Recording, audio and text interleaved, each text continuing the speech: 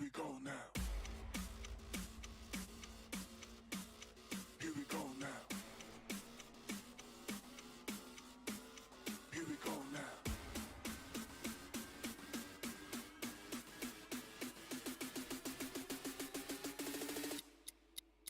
Here we go now.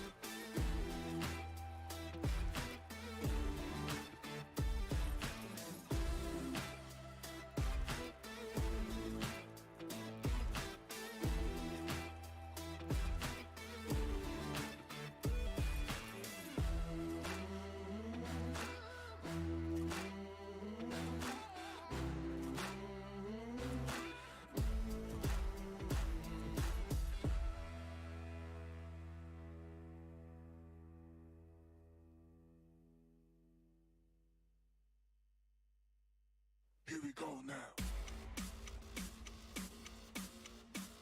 Here we go now. Here we go now.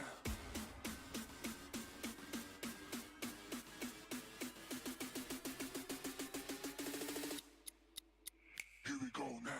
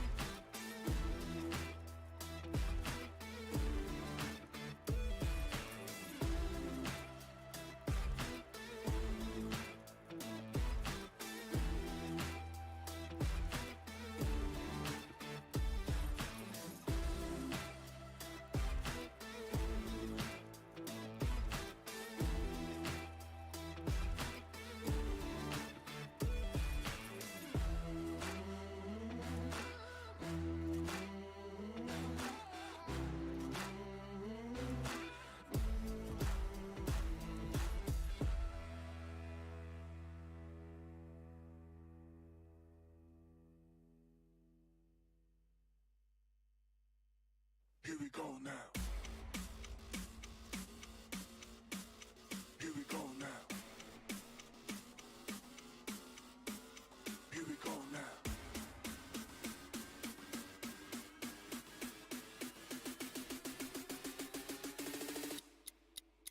Here we go now.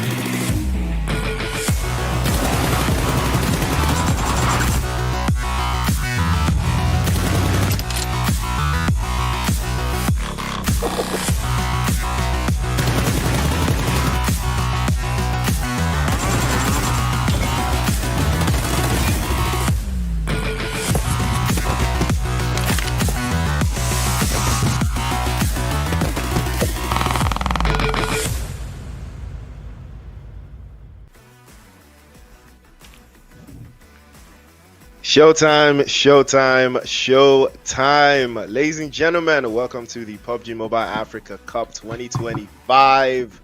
Brought to you by Pubg Mobile and Infinix. And what a journey it has been. It is Priest on the microphone, and I am joined by the lovely Mitch once again. Day 5, Mitch. How are you feeling? I'm actually excited and kind of worried at the same time, but most of it I'm really excited about today, seeing that we're in the last week for the games, so I'm pretty much excited. Yeah, you're absolutely right. Last week for the games, and everybody knows this could be the last chance some teams have to grasp a spot in that opportunity to get to PMGC 2025. But before PMGC, you still got to talk about Nairobi. Just saw the venue was announced during the week. I saw that venue. It looks very, very nice. It looks very exciting. I know you're excited, aren't you, Mitch? Yeah, I'm excited. You guys are coming to my home, so I have to be excited for that. But of course, yes, the venue is also interested. It is Charter Hall here in Nairobi, Kenya, and I'm hoping people have already, booked their slots and trying to come here, even if you're not coming as a player, that we can enjoy the games as well. At the end of the day, it is PMAC Grand Finale, and it's not just anyway; it's in Nairobi, Kenya. So yeah. Yes, it's absolutely in Nairobi, Kenya. But before we got to Kenya, what was the format? Well, we started off with the online qualifiers in July for about a week, 13th to the 20th of July as well. 48 teams ended up qualifying from that online qualifier stage to the group stages where we are currently sitting right now in week one. We had that in 2nd to 3rd of this month, and then we had week two, 9th to 10th, and then week three.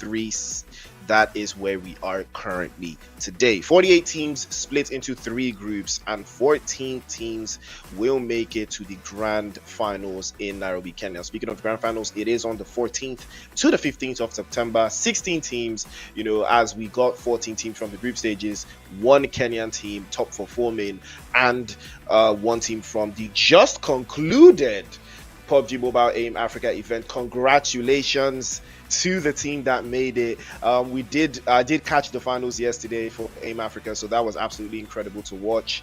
But then it's not over just yet. Remember, these 16 teams will still be competing for some prize money, Mitch, and take a look at that. Yeah, $8,000 prize pool is not just little money, it is something. And I believe all the teams right now are looking towards making it to the top 16 and the first place getting $2,000. I believe that is where every single team wants to be. Second place getting 1,400, and third place having $1,000 in their bag. From position 4 to 16, all of them will be getting a part of the prize pool as well. But we'll be seeing which teams are these that are going to be enjoying a part of the prize pool that is here for PMAC Grand Finale. And of course, we have to understand how the points are going to be distributed across the games. Every single team that focuses on getting that winner chicken dinner will be having 10 total points awarded to them just because of that chicken dinner. Second place getting 6, third will have 5 points, fourth 4, fifth 3, sixth 2 points, seventh to eighth place 1, and then we have from ninth place to 16th having 0 points at all. But of course, the eliminations will be counting, since one elimination is also 1 point at the end of the day. And we have the groups there. We still have the usual teams from Group A, Group B, and Group C. Very familiar teams. We have seen them in AIM as well, so I'm hoping to see how they'll be performing now in the grand finale. From Group A, teams like EXE, Team Unique, we have seen them there as well. Zeus, final boss has been there. Zeus Moris as well. More esports. In Group B, we have teams like Masner Union, Rage, Temper, Angry, Three Crowns Esports. Strong teams there as well. Looking at Group C, we have RJC, a team that has done really well so far in a couple of games. So let's see how they'll be performing now. Tribe Warriors are here. DK, that is the Donkeys, are also in the building. Zeus final boss. We have Reese Esports, Espada, a team from Group C that has really amazed most of us. And we'll wait to see how they perform as the games continue to progress. Priest, you do have some teams here you have been eyeing. So, of course, in either of the groups, you can tell us which teams are this.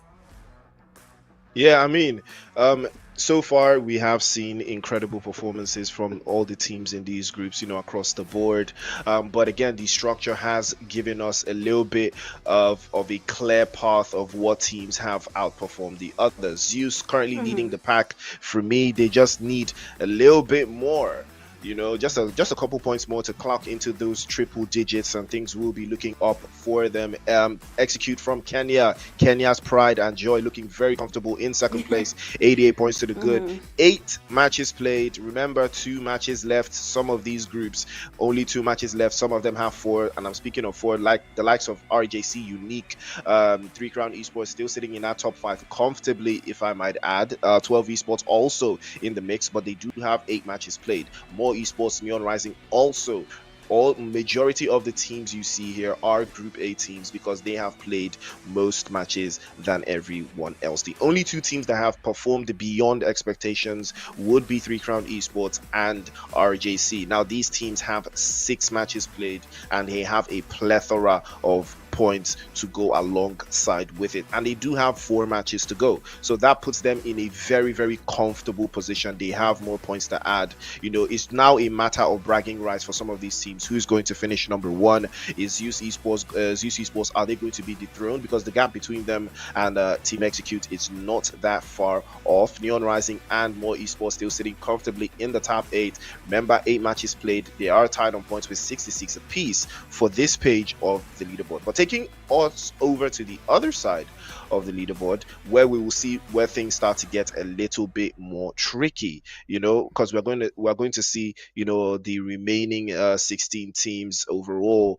and that gives us a little bit of an idea of what these teams have gone through so far, the mentals that's going to be involved in these final days of the group stages, because you remember it is the top 14 that will advance to the next stage, and right now it is going to be very, very tough because of the number of matches that have been played, the number of matches yet to be played, and the number of points available that can be attained when these matches are played. Remember, it's not just having more matches to play, it's all about making value from those matches that are going to be played. But again, that gives you, a clear sight and an idea of how the teams will be playing. But it's now a matter of, the maps and how it looks, because we are kicking off with Group B today. So Group B will tie in and get, their 2 reps in, their 2 matches in. They're going to kick off with Erangel and Miramar. No Sanhok for Group B today.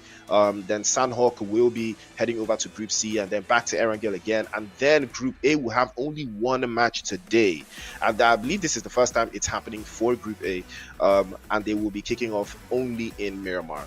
Last match of the day, last opportunity to add some more points, so they will see the leaderboard, how it looks going into that last game of the day, and that gives you very, very clear, perspectives. But as we're sitting in Group B right now, Mitch, you see a couple of familiar names that have a lot on the line: RRQ, One Band, Mercenary Union, as well 3 Crown Esports, the Mad Monkeys, Rescue Esports, 21st Century, Eclipse Esports as well, and Navy SEALs. Now, Temper is also in this mix, Mitch. Now, there's a lot of teams here, and there's Yep. only 14 slots. Do you think they should change things up? Especially those teams that have not made it into the top 14. Yeah, I believe so. For Group B here, they have to really do their best here when it comes to their overall performance for the day. 2 matches for them. That should be something they will be using to their advantage. Looking at RRQ, we have Matrix 6-9, we have Bad Buddha, and we also have Rams in the team there. We have seen them performing a number of times. We have One Band Esports, we have Starboy and Titan, very good players from the team. Franco not being left behind together with Redline. Mercenary Union, you have Glixi, Musa, MU Hulk, and also Ali playing in Mercenary Union. I can't wait to see how MU will be performing today with that lineup. I'm sure we'll be expecting some very intense games coming from them. Rage Esports, we have the usual Lazy and Pew Pew, perfect duo, and then have Melio, Palabala, and Rusini also in the team, really giving them the support they need, and a very strong team as well. Seeing that how they have been performing so far in a PMAC group stages, we have seen Rage Esports really trying their best to get the points up, but they have 4 more games to go, so I hope they'll be using that to their advantage. Temper, they're having 6 God, Captain Coco, very good players. We have seen them dominating a couple of games here in the PMSC group stage. We have Angry with Casino, Switch, Aspect 629. I believe Switch, that is a familiar name to many people watching PMSC. We have seen how many times he has been a player to talk about. Looking at Three Crowns Esports, Nexus again, Mary, Quila, Owner, 4Z, all these players, you have seen how good they can get. And the Mad Monkeys, Yomite, Dastry William, Dripler, and Shad. Yomite, we have seen a couple of Yomite stunts here and there. You'll see what I mean when it comes to the Mad Monkey gameplay. You'll always see that name somewhere in the kill feed, always up to something, but I believe the name does say something. The Mad Monkeys are always up to something behind the scenes. So I think the teams in Group B really need to be careful when it comes to the Mad Monkeys and how they handle their games here in the group stages. Remember, Group B right now has a lot on the line. Looking at Ruthless Esports, we have Born, Vaccine, Nowadays, Arnie, and Lil Zoka. I really want to understand how Ruthless Esports will be performing today. For Rescue Esports as well, a team from Kenya. Together with Ruthless, we are about to see if today they'll be doing any comeback. When you look at the overall ranking for RC and Ruthless, it is not as good as we'd want them to be. 21st Century, we have Aimbot, Lights, and Zyke. Very good players as well. Eclipse Esports, Execute player is there. I'm going to be looking at how he performs as well. Looking at Zeus,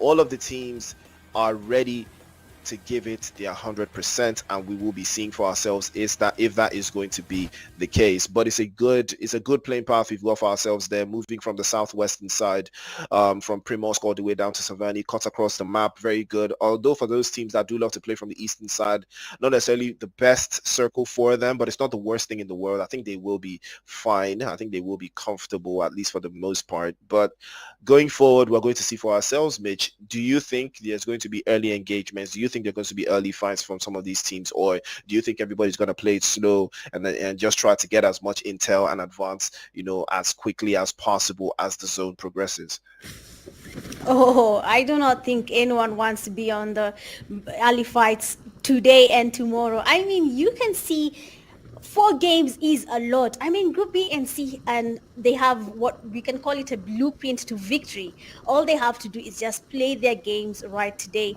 So I'm really hoping that these teams will be playing a slow game. I'm hoping no one is planning on having early fights, but I don't think that's going to be the case, since we can already see the teams here in hospital, 2 teams already landing in the same place. So they probably will be engaging in a fight. But honestly, for Group B and C, this is their chance to do what they can do to bridge that gap. 8 matches for Group A, Priest, is a lot. But you can see, even for them, 4 matches remaining, that's a lot as well.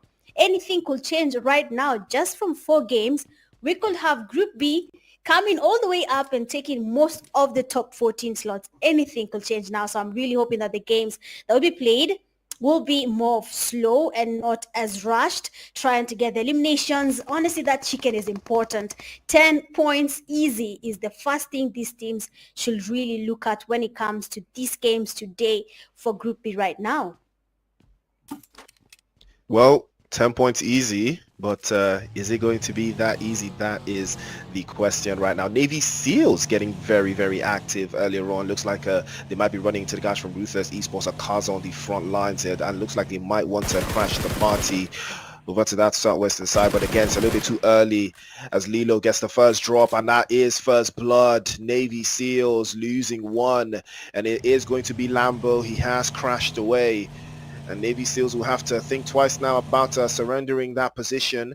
They will lose a player, and they will lose him in a very, very obscure manner, and they will have to think twice now if they do want to pursue this any further. That's an unfortunate turn of events for Navy SEALs. Ruthless eSports capitalizing on their mistake, and that will be the first body back into the lobby, courtesy of Ruthless eSports. What a start! What a very, very quick start. I mean, Navy SEALs also one of the teams that is looking for a spot in that top 14, but this is not the way they want to kick things off at all. Could have gone so many different ways, but it looks like the guys from Ruthless eSports had other plans for them. But right now, we do have Rozok on our screens. And it looks like Rescue eSports up onto the other side. They're trying to trade one off against Eclipse eSports, I believe. Trading band for band over to the other side. Scar L, Bisons, all in a mix here to close this down. You know, I've not really been using the M16 as much, but I feel the M16 is actually a better assault rifle than the M4. You know, the M4 is just Really? stability and everything, but I think the M16 is really where the real players are at. Ah, well, I wouldn't know that much, but what I can say for sure, if you do not have it on auto, then M16 is not the gun you want to try, even not good at tapping. But when you look at what you're saying, for someone who can easily use it as an auto rifle, will be really on the winning side. It has high damage and it's stable as well, so I believe it can do a good number on the teams going against a player who's very much familiar with M16A4. If you're not, then please do not use that gun. It will not do you good. I will not even lie, it will do you some wonders. You will be telling people for quite a long time. So that is definitely a no for me, Priest, unless they know how to use it. Unless you know it, use it. If you don't, leave it. Easy. Yeah, I think it's more of like a compensator over flash hider type of gun. I don't think flash hider is like ideal for an M16. It's always going to be much more ideal with a compensator on top of it, you know, that kind of thing. But, you know, to each his own. Navy SEALs, on the other hand, again, their rotation is a little bit iffy, finding themselves now in Gatka. I think it's more of loot necessity that's forcing, you know, Navy SEALs to make these rotations. You know, I think this could be very detrimental to their movement patterns going forward, because again, it's also something to note when you are playing in this type of position, when the play zone is a little bit too far out of reach, you get stuck loot, you know, gathering loot outside of your preferred rotational pattern, because some teams, they do have rotational patterns. They move you know, from north to south or east to west in a specific way because they know the teams that they could potentially be running into as the game progresses. But it looks like that is not necessarily what is going to happen every single time. But that's why they have a pattern and they fall for it in every single play that they work through. Eclipse Esports now circling back inside of Rozov. They're trying to close this down. That's a beautiful shot, but S12K, no match for the AKM. And now there's trouble. Eclipse Esports have blocked out the lights and they can't seem to find the vision. And they do manage to close one down. Execute is the one that gets the job done. Emperor now trying to circle back, immediately turns his back to the opposition, almost getting swept away, manages to escape the danger at the right time. They're probably going to try this again. They are trying to close this down, but not the case. Because 1000 Aura is there with the shotgun to close it down. They will trade off, and Eclipse Esports will be shot out and sent back into the lobby. Unfortunate scenes. Rescue Esports have rescued them back to the lobby. I mean, yeah, amazing comeback here for Rescue Esports. This is a team I believe most people are waiting for them to do a very interesting comeback. People have high expectations, and looking at their lineup, they have very good players that people in Kenya are familiar with, and they're expecting a lot coming from them. And I believe that fight there in Rozov is the starting point for RC, and they should keep up the same momentum.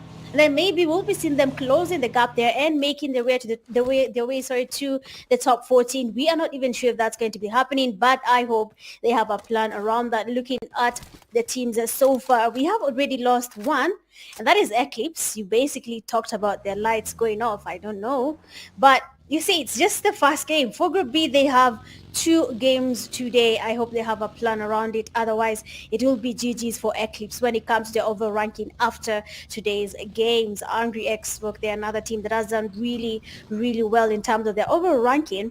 Has a team right next to them, and I believe that is Mercenary Union. Probably a fight will be taking place here if either of the teams decide to engage. And we have the first look, the amazing cover from MU player, and that player is down from Angry X Smoke. The push will not be happening anymore. I believe that knock was the first call for Angry X Smoke to go in for that push, but that will not be the case. Instead, MU will be trying to get closer. We can see a rotation happening right now. Angry player there has been spotted. Amazing spray from Ali. It doesn't really get any more damage at all, but then Sasuke, amazing rotation there. Right now, the players from Angry are going to be feeling the temper here from MU. They will be feeling the stress that is going to be coming right now, because for MU, they need that comeback. If you hear the name MU, you know how good they can get. So they need to make sure that does make sense. At the end of the day, they need to live up to their name. So right now, the Angry X Smoke team has to be really, really careful. Mercenary Union making the right calls. They are doing the rotations right now. They're trying to put in the pressure.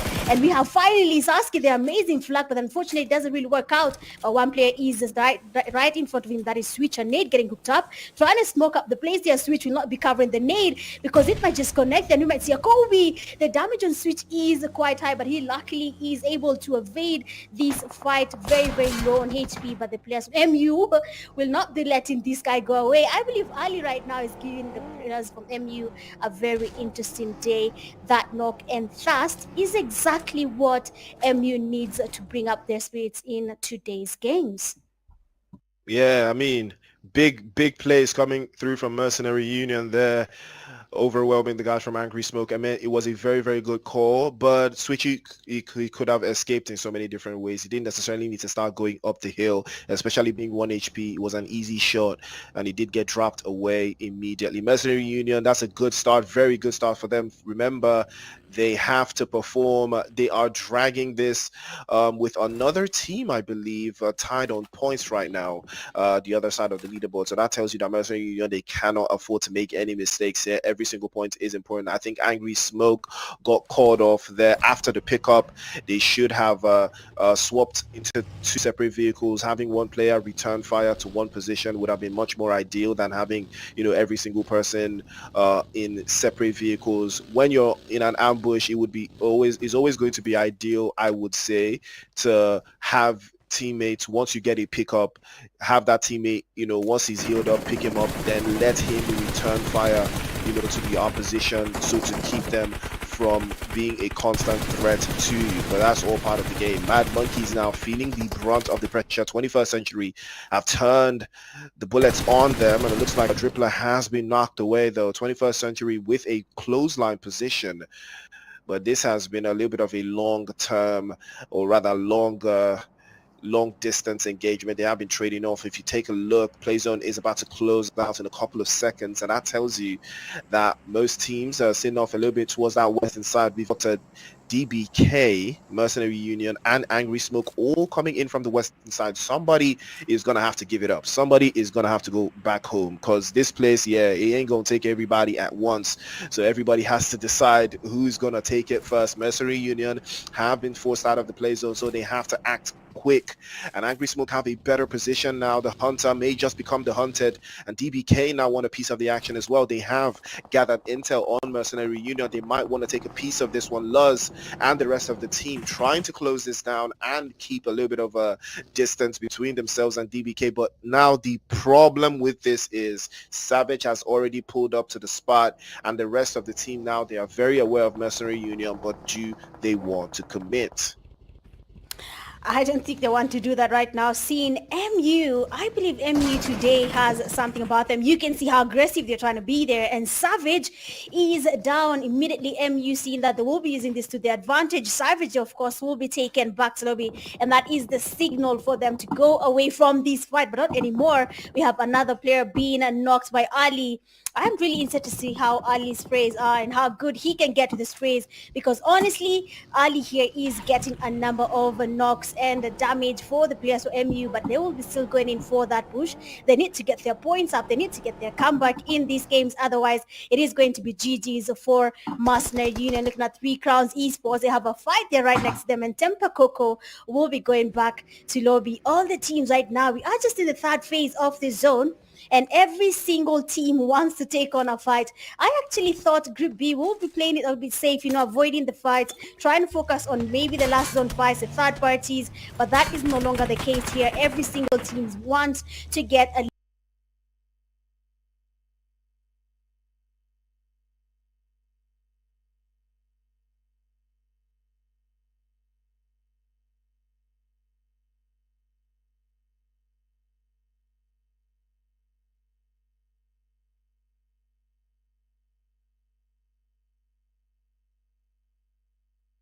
decent number of elimination points before they can go ahead and hunt that chick. What that was, I'm not even sure what that was, but it is what it is. But the action continues regardless now, ladies and gentlemen. It is the PMAC. 21st Century have managed to finally get an elimination for themselves. It is Light that starts to light things up, and that's what we love to see. But can they add more? I believe they still have a ways to go to get themselves into that top 14 though, but they are still outside of Yasnaya. Vehicles intact, I'm not too certain. Take a look at Mad Monkeys just chilling in the background here. I'm not sure what to call this play style. I'm not really sure what to call this play style though, but hopefully it works, right? I hope it works. Yeah. I hope he gets them what they're looking for. But they are in the zone, right? It's all about being in the zone. So they are in the zone.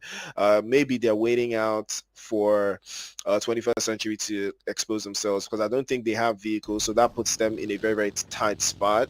But we'll see if that's going to be the case for them. But right now, Sasuke is already making an advance over to the hillside. It's a good spot for them. But hopefully they don't get caught out, because again, it's always going to be very, very high risk to get caught out when you are making your rotations, when you are scouting out, especially high ground positions. It's a good idea for Mercenary Union, but how ideal could it be though? Because at this stage of the circle, when you see the zone, you just always have to prioritize this phase 4. You just have to prioritize, okay, if I'm doing this, then that means I'm going to put myself in a position where I can get the most eliminations, where I can get the most angles, where I can, get enough information that I can feed to the rest of my teammates as a scout.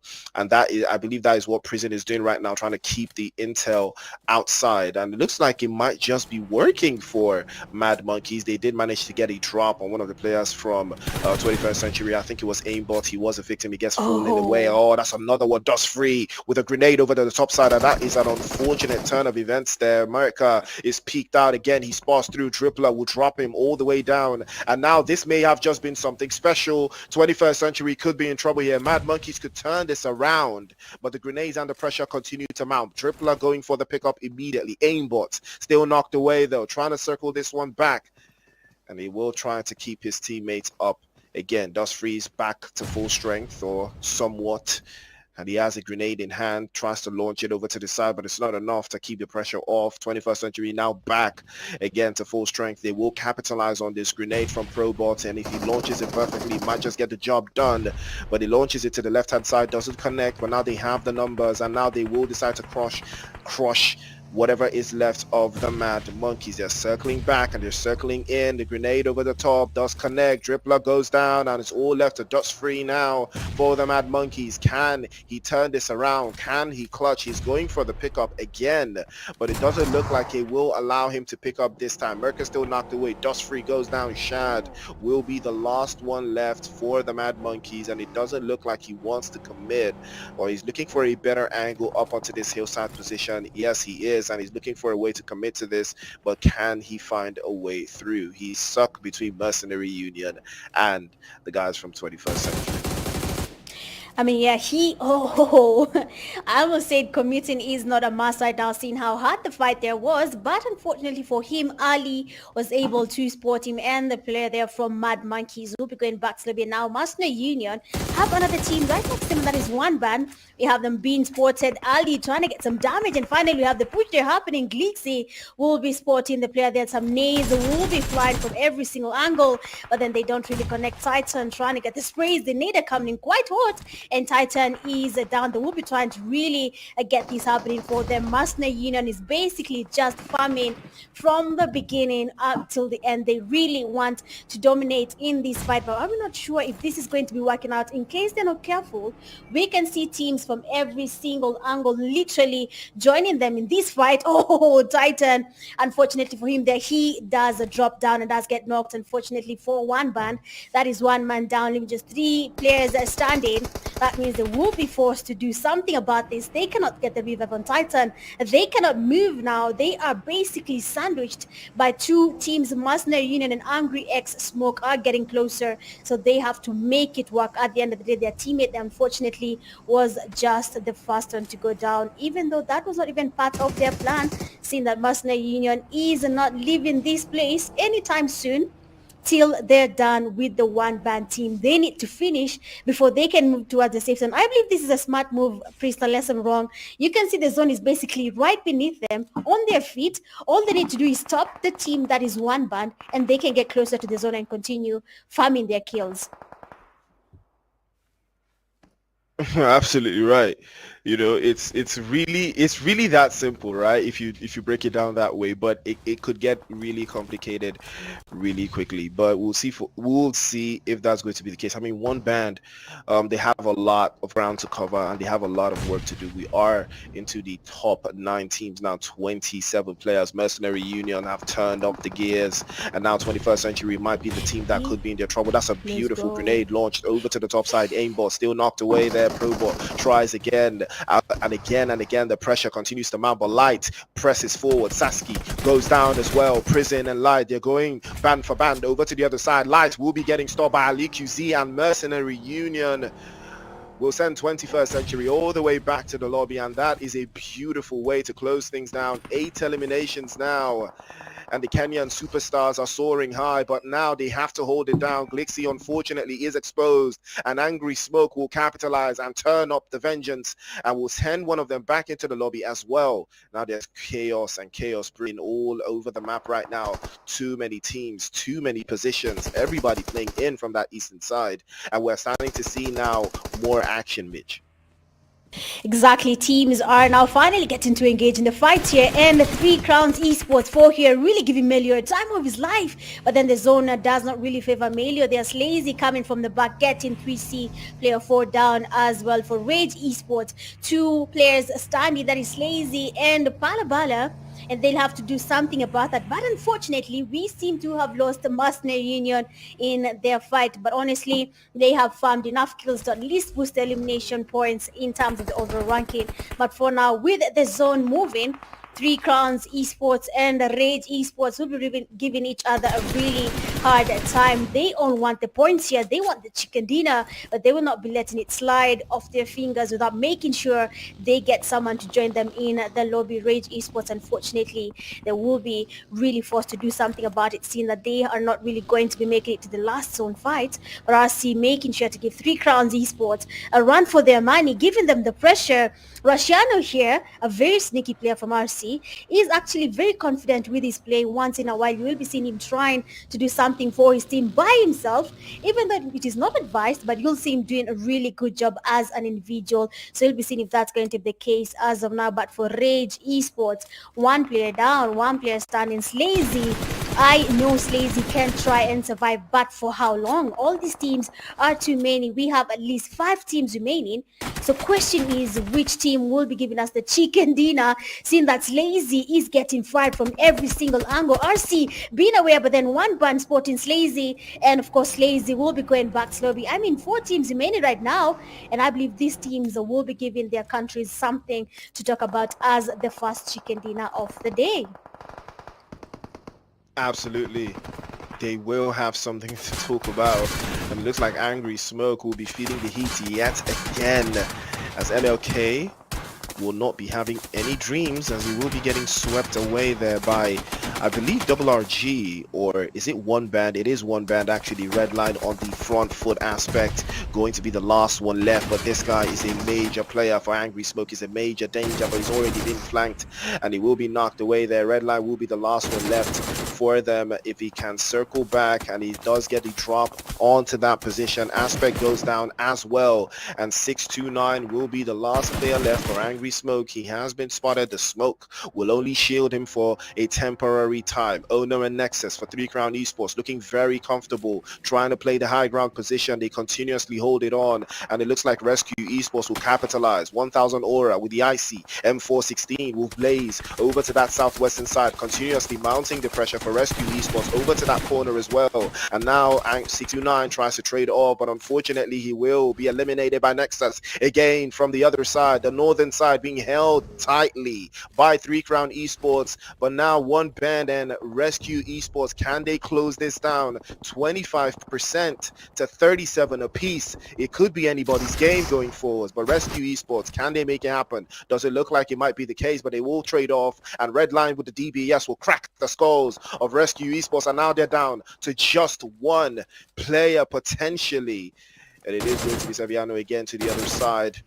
And Owner from Three Crown Esports trying his absolute best to hold the high ground position. He is making advance one step at a time, but he's taking hits and he falls. Unfortunately, the DP28 will render him crippled by the pressure. And Three Crown Esports is all left to Nexus, but he is very capable of getting the job done if he can keep that position up and at bay.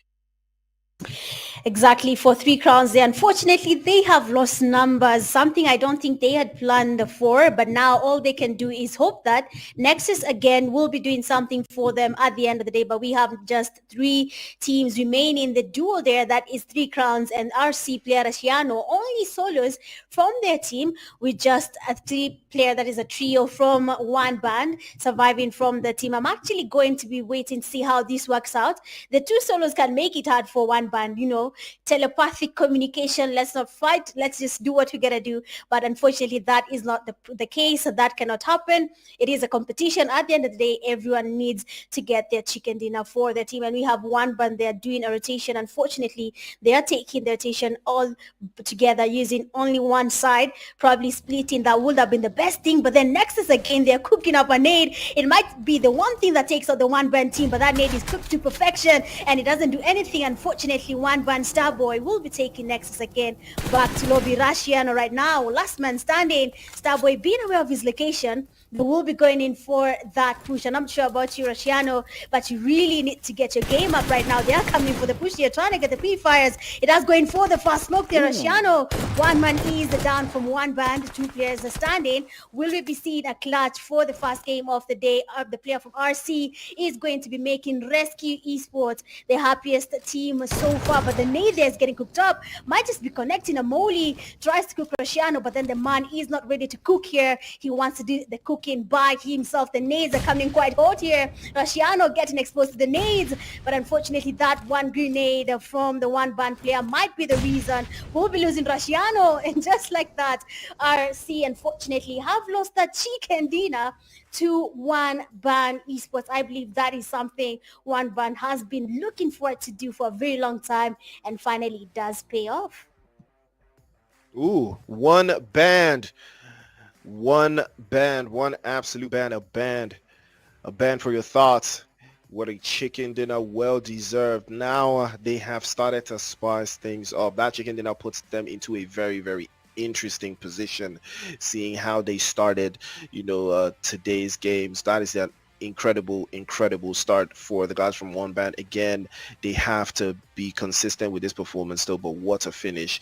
Rescue Esports also in the mix there. They did put in another shift, and that is also something, couple of teams are going to have to be looking out for. These are the performances that win you qualification to the LAN finals. These are the type of finishes, that gets you that top 14 spot. Now this is one for the books. Beautiful performance from one band, absolutely incredible. They played it slow, they played it short, they played it consistently, and it worked out in perfect unison for them. But there's more to be done though. Doing this one time, you have to do this consistently. Now it's 3 games left. It's all about the long game. It's all about how many points you actually put on the board, against your opposition. But what a performance from one band. Can they do more of the same? That is the question right now. But it's a very, very solid performance from them, and we're starting to see that, okay, these guys, they're not here to mess around. They want to qualify to the finals.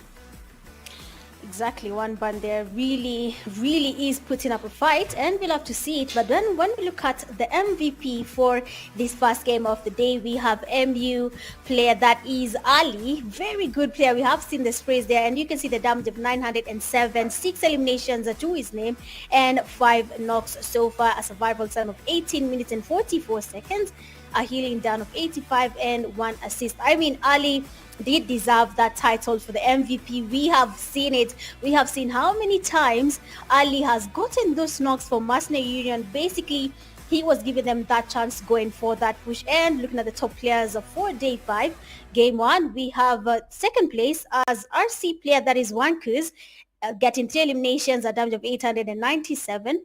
Third, we have one band player that is Sauls, a damage of 704 and 4 eliminations. Fourth place, we have 21st Century player Light, 664 damage and 3 eliminations. And then fifth place, RC Rushiano, 631 damage with 4 eliminations. I believe all these players deserve to be where they are right now with how they have performed so far.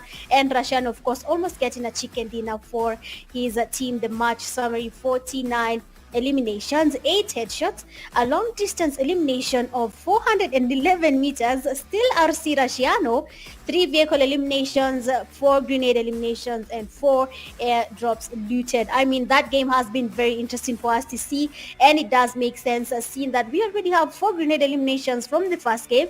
At least that means some people were cooking, and it actually did pay off there. We have seen basically pure action from the third zone, and we have really enjoyed it. Priest. Yeah, absolutely. We've seen the strategies, we've seen the stats. It tells us everything we need to know, but there's still more to be done. There's still a hill to climb. We've seen the games, we've seen how these teams performed, but this match had a lot of talking points. So we'll take a look at the highlights and see for ourselves how this game actually progressed from the first drop when we did see Ruthless Esports break the ice with one of the guys from Navy SEALs. Navy SEALs being one of the teams that eyes were on them as well. Eclipse Esports trying to battle Razak, I believe, with the guys from Rescue Esports that we would see later on to go all the way through to the top two for this particular game. So seeing from there the rotation from Razak. Another one was Switch you getting dropped off here against the guys from Mercenary Union. It was a very, very tricky rotation that they made, catching them here. Another one was this little thing that happened here with DBK or OBK. I'm not really sure what it was, but it looks like they just got caught. They just got caught out being overwhelmed there. But this engagement between 21st Century and Mad Monkeys, it was a little bit of a back and forth, but the numbers always went to 21st Century's favor, and they capitalized on that. They overwhelmed Dust Free and even Sha, trying his best to provide some sort of cover, but Mercenary Union were on the hillside and he did get exposed. Unfortunately, that was the end of the road for them, but there was still more ground to cover, more to be done, more angles to look out for. Looks like this guy Titan from one band did get knocked away, falling off to the side. And then this is where things started to get spicy. 21st Century really thought they could take an uphill battle against the likes of Mercenary Union, but it was very unlikely. Ali QZ with the final blow there to send 21st Century back into the lobby. Again, they struggle to get more points. Grenade from Slazy, Molotovs and smokes, angles. He was so exposed, and one band capitalized on that one immediately. But Mitch, you saw towards the end of the game here how one band started to hold the lines there, play over to the hillside, hold the entirety of this topside position. It worked in their favor, and you saw how they were able to close this down. 3 Crown Esports unfortunately just couldn't hack it. I believe this was not the best thing for Ona to do though, but 1 versus 3 long distance didn't look like it was very ideal for him, but he did get caught out there. But one band, this was the best decision they could have made at this stage, dealing with Nexus relatively very early, because he could have been a thorn in their side later on. But take a look at this guy. He was very, very, very dangerous, going up against the team there from one band, but he stood his ground. Yeah, I mean, Rashana there did put up a fight. And looking at the winner chicken dinner team stats, we have a 1 band player Starboy, 4 eliminations and a damage of 459. We have Sauls getting 4 eliminations as well and a damage of 704. We have Redline, 4 eliminations as well, a damage of 551. And then Titan, unfortunately, 0 eliminations, 0 damage. He just took the fall literally for his team. So that does work out. At the end of the day, the team did carry their own weight and got their chicken dinner at the end of the day. So big stuff coming from one band. Good team coordination. We really enjoyed to see how they got the rotations right and how they went in for that push for the last player, that is Rashiano. Looking at the team stats here of a ranking, we have one band getting 22 total points from that game. Second place, you have RC, 14 points. Third, 3 Crowns with 12. Fourth, you have Rage with 9. Tiny Mercenary Union. Angry X Smoke coming in 6th place with 6 points. 21st Century 7th place, 4 points in total. 8th place, we have Rex, that is Ruthless with 3 total points. Eclipse 9th place with 1 point. Tied with Navy SEALs. And then from position 11 all the way to 16, we have the teams, they are not getting any points from that match. Quite unfortunate, but luckily for them, they have at least a game or two, a game only for today that is remaining for Group B. But the overall ranking has somehow changed now, Priest. And One Band and Angry X Smoke, you can see where they are, right? You can see what's happening to those teams in Group B. Yeah, you can see it, every single point matters, and you're starting to see it matter, now. 3 Crown Esports back into the top 3 with still a game in hand. RJC dropping all the way to 4th, but Team Unique as well also in that mix. But it's not, the end of the road. Angry Smoke also now in the conversation with that performance, puts them into perspective. One Band, that chicken dinner also puts them in a nice spot. 88 points, 70 points. 12 Esports also with 70 points, still going to play one game later on today, so that we're going to see if they do manage to keep it on. But more esports, Neon Rising, Temper, and 1011 Ecstasy all the way, they have dropped all the way down into the bottom 12 rather the top 12. I wouldn't call that bottom 12 still, because he's still very much inside of the mix. Final Boss as well, and Rejects X with 52 points. Double RG, that performance as well puts them now in 15th. So they are 1 point behind a qualification position. Espada with this, exactly the same thing, just 3 points out. Again, these are the teams that need to get the job done. This is where it starts to get very interesting. The bubble spots, 10th, 11th, 12th, all the way down to 16th. But the point gap between these teams and each other is just going to be something to look out for. But we're going to see if they will hold on to it, or if the pressure is going to swallow them whole. But until then, we will know for ourselves. It's going to be a very, very interesting turn of events here. We've seen, the time that these teams have put into refining their play style specifically for this PMAC tournament. So again, we've seen how the teams have been looking forward to getting to that grand final so that they can participate, on equal playing grounds. And speaking of equal playing grounds, PUBG Mobile Africa Cup is also brought to you by Infinix, and they came from nowhere with the GT30 Pro. They rise, and so can you. So buy now and win a trip to 2025 PMGC. Be the number one fan and outplay the rest. It is the PUBG Mobile Africa Cup 2025, the GT30 Pro. You already know what time it is. But ladies and gentlemen, that is one game down. We still have 4 more action-packed games for you coming right up. So do not touch that dial. I will be right back after the break. We'll see you in Miramar.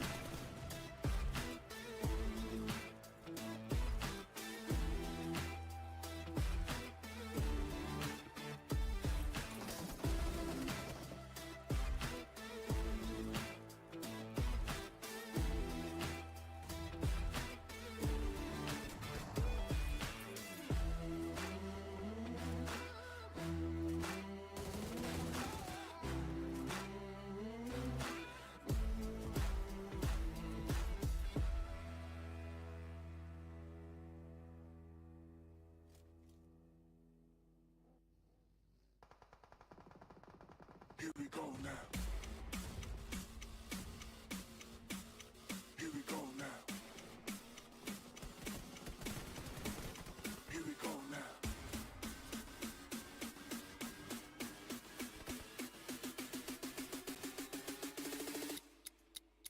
Here we go now.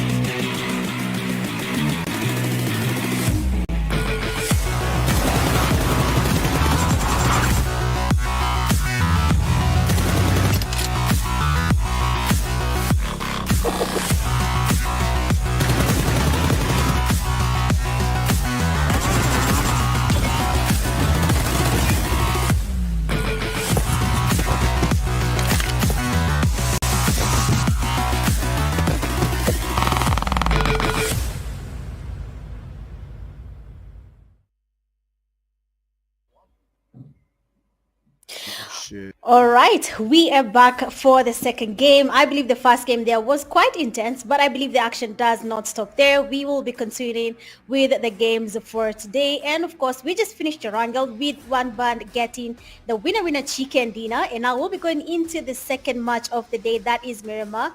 Still Group B playing the game, and we're waiting to see which team will be giving us a chicken dinner as well, and which team is going to be impressing us at the end of the day. Impressive solo players here and there. That is something we'll be looking to see after the second game. That is in Miramar, the land of pure dust, pure camping, and very expensive snipers out there. So let's see if we are going to be seeing anything around that. Match 3 will be Sunhawk, 4th match will be Wrangle, and we'll be closing the day with that is Miramar all over again. And we'll be seeing what Group A will be doing, seeing that we have already seen very interesting games coming from Group B. It is just the first game for Group B for day 5.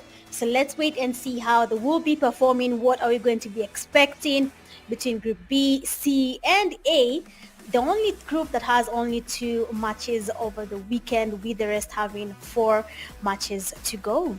I'm going to be really interested to see how this works out at the end of the day. Of course, you can tell us in the comment section the teams you guys are vouching for in Group B, and of course, which teams are we not even talking about, but they will be surprising us at the end of the day. And we are finally here for game 2, and that is Miramar with a very interesting plain finish. I'm not sure I've seen it before, but looking at the flight path, it is coming from Puerto Paraíso all the way to El Pozo, where we'll be seeing most of the teams choosing to take on the early fights in Miramar, since a lot of them tend to land in the first, basically the beginning of the flight path around Puerto Paraíso, Impala. We'll be seeing a couple of teams going around there. Los Leones as well will be having teams landing there. Picado, Monte Nuevo, El Pozo, very good landing spots for the teams, to be honest. And this flight path might just be the most favorable flight path we have ever seen so far here in Miramar, giving the teams a chance to really get their loot up, the utilities ready to be able to engage in a fight. I believe this is the last game for Group B for today's matches, so I'm really hoping they have a strategy around it. Which fights are they going to be taking for this last game? Which rotation are we going to be using? Are we going to be giving someone the fall and continuing the game?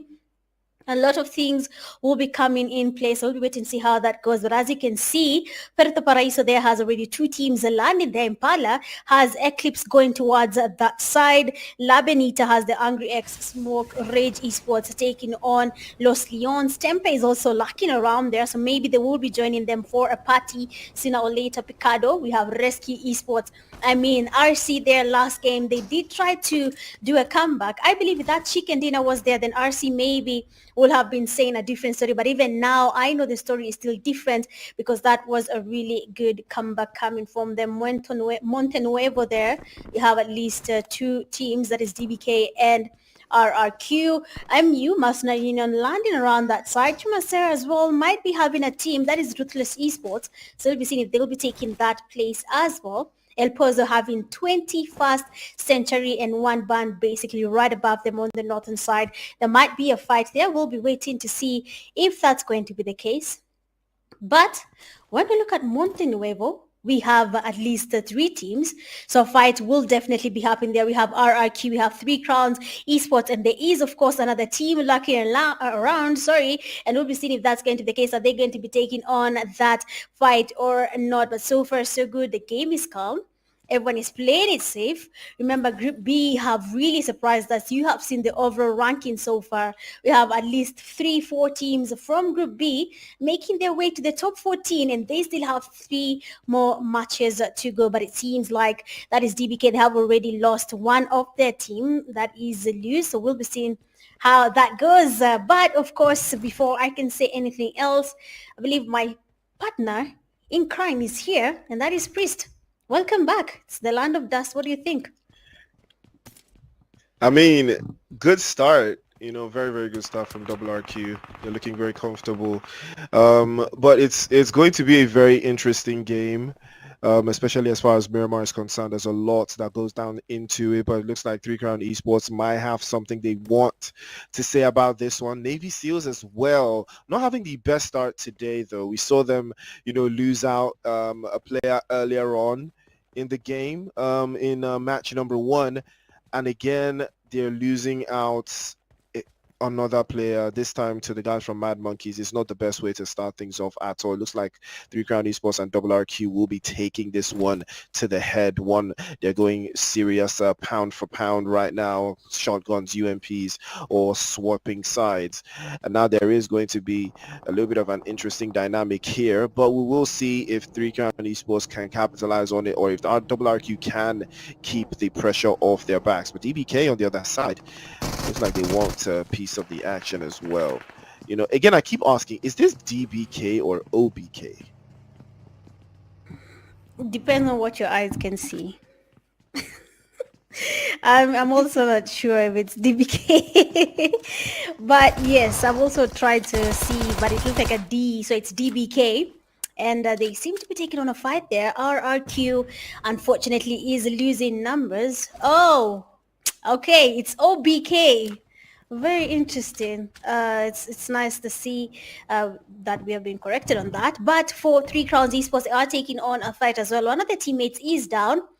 I hope they have a plan around that, seeing that 3 Crowns Esports is also really giving us something to talk about in the overall ranking. They're really doing a good job. But then so far, they are losing numbers to RRQ. So far, 3 of their teammates are down, but now Navy Seals will be taking on the players that is Mad Monkeys. One of them already has been taken back slowly. This time around, they will not be holding outside the building because there is no building to hold outside. Seeing that already Navy Seals is ready to do what they have to do to win at this fight. But then 3 Crowns Esports player 4, he's getting pushed there by RRQ. Fast knock is in there trying to go in for that push. He does get another knock. And of course 4 will be making sure the players are going back slowly, trying to go in for that push. You have to be careful.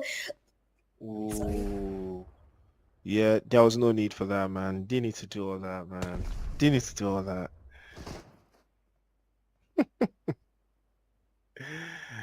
Did not need to do all that, if you ask me. I mean, he was looking for the highlight reel. I gotta respect it. I think they're in a position where they can play like that, but you know, it was going to be one for the highlight reel. Had a mini 14 though. It was going to be one for the books for sure if he managed it, but unfortunately that was not going to be the case. But on the other hand, the Mad Monkeys are going absolutely mad right now. They're dropping bodies left, right, and center. Navy Seals in trouble yet again. Desiree has been knocked away. Same thing with Akaza. Last but not least is going to be Lambo. And unfortunate scenes for him here, because I believe everybody on the Mad Monkeys team is probably aware that he's hiding right behind that little shed there. But he does have an AUG. Could prove very, very disastrous for the guys from Mad Monkeys, but it doesn't look like that's going to be the case for them. What did I just witness, Mitch? What did I just witness, Mitch? My word. Well, I mean, that is PMAC for us. You know, we never know what could happen. But I believe Lambo there will be the happiest man so far. I mean, Navy Seals there have that one player that is Lambo who will be giving them something to say thank you. If they do not do that, then maybe we can say it, Lambo, you have helped your team there. Otherwise, Navy Seals would have been going back slowly this early in the game. But then so far, we have the teams are going in for that push temper there. They have a team right next to them, and that is Rage Esports. So probably they will be taking on that fight, depending on how temper does gauge the fight. Is it something you want to take up, or is it something we do not want to engage at the end of the day? But I believe that 1v3... Wow, that will be something. I mean, Priest, it's very rare to see them happening at random. You know, it has been quite a very heavy time for PMAC group stage games. It's very hard to see a player trying to take on that fight when the team is down. But then when we see it, we always talk about it. I mean, it happened so fast. It happened so fast. It was so quick. I mean... But you got to respect the M249, though. You got to love the M249 for sure. I mean, it is easily one of my top 5 weapons, you know, alongside the... Do you know the funny thing? If I tell you my top 5 favorite weapons, you'll be very, very surprised. I was about to ask you because you talked about an M16. You need to tell us. Yeah, now. right? Just name them. Yeah, because I like to be spontaneous with it because I mean M16 burst fire Spontaneous? though not single fire, not single fire though, burst fire. I don't do single fire. Yeah, okay, so I would say my top five favorite weapons would be Mm-hmm. M16 burst fire, MK14 Bust? full auto, um the yeah burst fire, yeah, for sure, burst fire. Like I just love burst. I just love to burst. I just love to burst. The bust But gun then doesn't I make would sense. Uh-huh. yeah, because it's for pros. Okay, So you continue. wouldn't know anything No, about that. Yeah, there's no exactly. pro So I would name for say M16. okay, sure. So I would say, yeah, like I said, M16. Ooh, and then Ali QZ puts the work into the guys from OBK again. They go out again. They go out relatively very easily against Mercenary Union, though. That's the second time this is happening. Hmm. Okay. So I would say M16 burst fire. I would say uh MK14 full auto. I would also say VSS, and then the Tommy gun for sure as my close quarters SMG, and then the Honey Badger. Yeah, so that's me. Wait, That's like what? my top five. No, the name before Yeah. Honey Badger was which gun? I said the Tommy gun. You know what the And Tommy then gun is, right? I know, Thompson. Yeah, I know. I'm just wondering what Yeah, kind yeah, of yeah. picket That's is a this? But it's fine. We'll let you be priest, okay? yeah. For now, we Yeah, will I pardon told you I you. like to be spontaneous. I told you I like to be Eh, spontaneous. uh-huh. Yeah,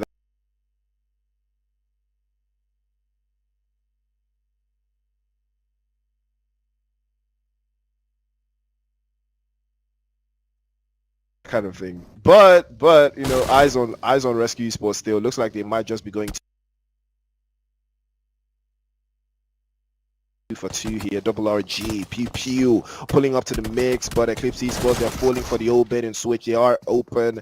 Doesn't look like he will be able to get a shot off. He will not. The DBS will shut it down. And Eclipse Esports, once again, the sun will be blocked out from them on Miramar this time, and they will be going back into the lobby. Ruthless Esports will capitalize in all of this again. Why am I seeing a Team Glory? Is Team Glory in this lobby? Or is that double RQ? Oh, that's double RQ. Their logo looks very similar to Team Glory's logo. I ain't gonna lie, but double RQ looking good though. 6 eliminations, but they are down to just one match. It's not the worst thing in the world, but I think they can do so much better, Mitch. Yeah, of course they can do better. They have at least tomorrow to catch up. And if it doesn't work out now, in case their solo is taken back slowly, then maybe they can figure out what to do next as of tomorrow's games. But so far, we have already lost 4 teams, which is really amazing, seeing that the game is just starting. The third phase is not just any phase. We are basically, we can say, in the middle of the game right now, and the teams have already been taken back slowly. I really hope they have a plan around that. But for now, Rescue Esports, Rashiano, a man that we have seen dominating for a couple of games here right now in Group B, we'll be seeing whether his team is looking to do the same here in Miramar. They are scouting the place. They are looking for the best place to be, but then unfortunately they're from Mercenary Union. They have been spotted by Ruthless Esports, and Lilo, of course, will be making sure that elimination is confirmed. They need as many points as possible. Mercenary Union will not be getting that revive easily, seeing that already Lilo is really focused on his knock. But so far the zone is closing in. They need to make their rotations as well, otherwise they will be losing players to the zone as well. But then Nade, the spray is to perfection, and it does try to get some damage on MU, but then it doesn't really work that way for MU. They are a little bit safe for now, but they need to get their rotations happening, otherwise they will be losing to the zone. Rescue Esports still making their rotations. Angry X Smoke here, they have the flag there. They are seeing the players from RC, but then Rashiano coming in from the back, and we have Malik there being taken down. Aspect trying to cook up a nade, might just be a Kobe on Spiky, but then Spiky doesn't really go closer to that nade. It does get some damage, but we do not see any casualty yet. yet. Spiky looking for that chance to get the knock up lane. A nade goes in again. Spiky has to be really careful, but then he's lucky that nade doesn't really connect, and he'll be the one cooking up the nade as well. 6-9, cooking up more nades. He needs to get one connecting, otherwise he will be losing the nade for no goal yet. But so far, RC getting the rotations. Rusciano closing in there. Aspect is down. I believe Rescue Esports is trying to play the redemption card. They need their points up as much as they can. Yes, you are in Kenya, but played in the grand finale might just be their goal here, with Spiky and his teammates really focusing on the push. They're angry. 69 does get the damage, but then here's someone coming from the back. A nade is getting cooked. 6-9, you have to be alert. You are just one man versus a whole duo right in front of you from Rescue Esports. The nade, unfortunately for our guy here, they are not really connecting. For RC, they are putting in the pressure. They just need one push to make sense, but then the nade does connect. 6-9 is quite low, goes in for the flank there, but then he actually encounters Spiky, who takes him back to lobby. And with Rusciano being there as well, Angry X Smoke Switchu, I believe that is a player we have seen so far. But what is this place? Who even knew you can stay here, Switchu? Who knew this? Yeah, I mean, I gotta respect the position though, but it doesn't look like he Exactly. can do much from there, because he's out of the zone, so he still gotta move. This place would be Quite very unfortunate. ideal for an ambush, but he's taught us something new. Although I don't even know how you get there. How do you even get up there though? That's my You gotta question. ask questions. I think it's more like from a ledge thing. I think you have to land on one of these ledges. Big shout out to production, because I'm pretty sure they are showing us how you can get up there. The They way the cannot camera is see moving, it I think as you can well. already tell. I think they can tell us, like, okay, they're trying to show us how he did it. So I think it's from one of these ledges, and he manages to jump up to one of the doors and then slides up. I think it's doable. I think it's very doable for me. But 21st century again, bottling under pressure. Looks like it's going to be a hard and long day for them. Down to Pro Bot, going to be the last one left. Looks like Temper as well getting a piece of the action here against one of them, and a couple of other players as well. They are in a little bit of a hillside position though, but Temper very, very solid on Miramar. We've seen it before. They know exactly how to deal with the Miramar antics, and they will be capitalizing on it going forward. Ruthless Esports also want a piece of that defensive line. They are trying to hold up Probot. I'm not sure he has been able to move too much, but he has to be careful here. But anybody he catches is going straight back to the lobby. But nope, he is no match for Zeke, as he will be sent back into the lobby instead. And that will be the end of the road for 21st century. They will not be going to the 22nd century, unfortunately. Back to the lobby they will go. Ruthless Esports did have Dilio get knocked away there, but not the worst thing in the world. He will be getting picked up. 3 eliminations to the good. A couple of more eliminations across the board. Lambo again getting uprooted from his vehicle. And that will be the end, courtesy of Vaccine. And the Nkovi we're talking about, back into the lobby he goes as well. Navy SEALs looking very comfortable here, but it's all left to Desiree. How far can he take the mantle for Navy SEALs? Again, they have been very impressive for Gabon. This is also one of those teams that has started to, adapt, get a little stronger in the lobby as the game has progressed, as the tournament itself has progressed. But now, they have just a few more games tomorrow to seal their fate if they can get the job done. But not now. Double RG, their last in game one they did very good, they looked very comfortable, but can they do more of the same going forward? That is the question on everyone's lips. Can they do more of the same going forward? Now they have an opportunity to rotate around, but it looks like it's Temper that's going to stand between them and the blue zone, and now things are going to get very, very uncomfortable. Captain already with a sideline, tearing shots in from that hillside position. There's victims falling every single position here from Double RG. Can they circle back? They have a teammate fall into the sword. Pew hopefully will be getting picked up. And Temper, how good will their Temper be in this position? You can see Captain, he has been exposing himself a lot here. Slazy will catch him off guard, and that is the painful execution now. Double RG will capitalize on this immediately. They will crash the building and crash the corners. But that could be another opportunity for them to reposition and get themselves into a better spot, because one band also want a piece of the action. And star material right now, he also gets dropped away there by the guys, I believe, from Temper. But it doesn't look like it's going to be the case. It's Double RG actually that gets a drop on him, but I think he can get picked up. Again, 3 solid teams in the box right now. It's Double RG, Temper, and One Band, all hustling and bustling for a spot from the northern side, Mitch. Exactly. They need to either move each other out or just make their way to the zone easily without losing any players. But for now, Rage Esports player Lazy is really closing the margin here. He doesn't want anyone to make it to the safe zone. He's going to be holding the edge of the zone till he's able to get at least 1 or 2 knocks before he can make his way to the safe zone. Angry Xmoc player that's playing it quite safe. Lazy still waiting on Temper. The damage on Temper is quite high. He's down, and of course Lazy, he will be taking that elimination and will be going with it all the way to the zone. Seeing that the zone is about to move, they will be feeling the pressure from every single angle right now if they find teams in the safe zone by the time they make it to whichever compound they choose to go to. But for Rage Esports, we have Melio still holding a very safe place in the zone. They need to figure out which location is going to be making sense for them. But Temper is also holding the grounds here. They have the high grounds. They want to see what Rage Esports is up to. But as they do that, One Band Esports is also closing in on them. Every single team right now somehow is making their way to where we have Temper, Rage Esports, and One Band at the same place. But as you can see, Rage Esports making a very good rotation there on the western side. They want to make it to the zone, the eastern side, sorry. They want to make it to the zone, but will it be possible for them? Rage Esports players, Melio, Sporting people making their way to the zone. He wants to stop them, but is he safe as well for now? Because Temper is also waiting. Everyone right now is playing a patience game. You move, I move. If you do not move, I also will not move. But for Temper, they will be going in for that push. And we have the RRQ player waiting patiently. He does get the knock and the fast. He's just for a solo. And now Temper player will be going in for that push as well. And he gets a wipe on the duo from Temper.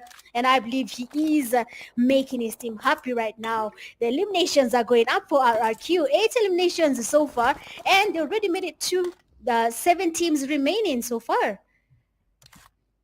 Yeah, I mean, 20 players in the cut, 7 teams left. Chaos is a ladder. And Double RQ looks like they want to climb it again. That was keeping your nerve against a player like Zeke from Temper. That was a big play coming through from Double RQ. Looks very good for them. But on the other hand, Double RG looks like they want to reach One Band. And now it's all about the defenses. Can they hold on? It's going to require a lot of utilities and a lot of prerogatives to keep the guys from Rage all the way to the back here. Red Line also playing a little bit of spoiler in the back line with his teammates up in front, Titan and the GOAT. Or looking for a way through. But take a look at the zone here. Ruthless Esports playing in from that western side. Mercenary Union also coming in from the western side. And a big opportunity there. But Red Line is exposed, unfortunately, to a third party in all of this action that's going on. It is going to be Rescue Esports. And Rigiano, again, we've seen him. This guy is a big menace to outlying players. And he has punished one of the players again from One Band. It's all left to Titan now. And now Titan has to remove himself from the situation and allow the guys from Rescue Esports and Double RG to clash horns, and that might be the opportunity. That might be what's happening. Oh, what a grenade that would have been from Titan to Titan from Melio if Double RG managed to seal that one through. But Titan has to decide, and he has to decide very quickly. The play zone is hot on his heels. He has to move, and the rest of the zone here is shrinking by the second. He cannot hang around this close to the edge of the circle in phase 6 for this long. It will hurt him going forward. The rest of the teams as well from his western side, they've already started to make their moves, and every single position going forward is going to be that much harder to contest, Mitch. Yeah, I mean, when you look at the teams right now, they have to basically make everything work right now. They have to really put in the work. They have to figure out what is going to be making sense. By the end of the day, it doesn't have to make sense to us, but to them, it should be able to do something. And the nades from Rage Esports somehow are really good. You can see how they're getting close to getting a knock, but unfortunately, they're just a few meters away to the opponent. But then now, Ali, he will be cooking up a nade, though. Is he going to be connected? Oh! Oh, Pius Baggy basically bounced back the nade there. Almost got the damage on Ali, but then Ali there will be cooking another nade. Slazy cooking up his nades as well. Glixie has to be careful. The nade does get some damage on Melio, but then RRG is basically moving around here. They're not stopping at one place. Pew Pew being the person causing distractions here. He wants to play some MU to expose themselves. And Slazy exposes himself to Ali. And because Ali does not miss, he will be getting the knock there, taking him all the way back to lobby. I mean, Ali is really putting up a fight here for Mercenary Union. He is going in for those eliminations. He needs his team to get to the top 14 and, of course, enjoy the games here in Kenya. But for now, Rage Esports, they have to be really careful about MU. They are right close to them and anything could happen, seeing that everyone wants the eliminations at the end of the day. Ruthless Esports, they have RC right next to them. Nades getting cooked up as well. You might be seeing some Kobe's here on Ruthless Esports, but depends on how the nades are cooked from RC.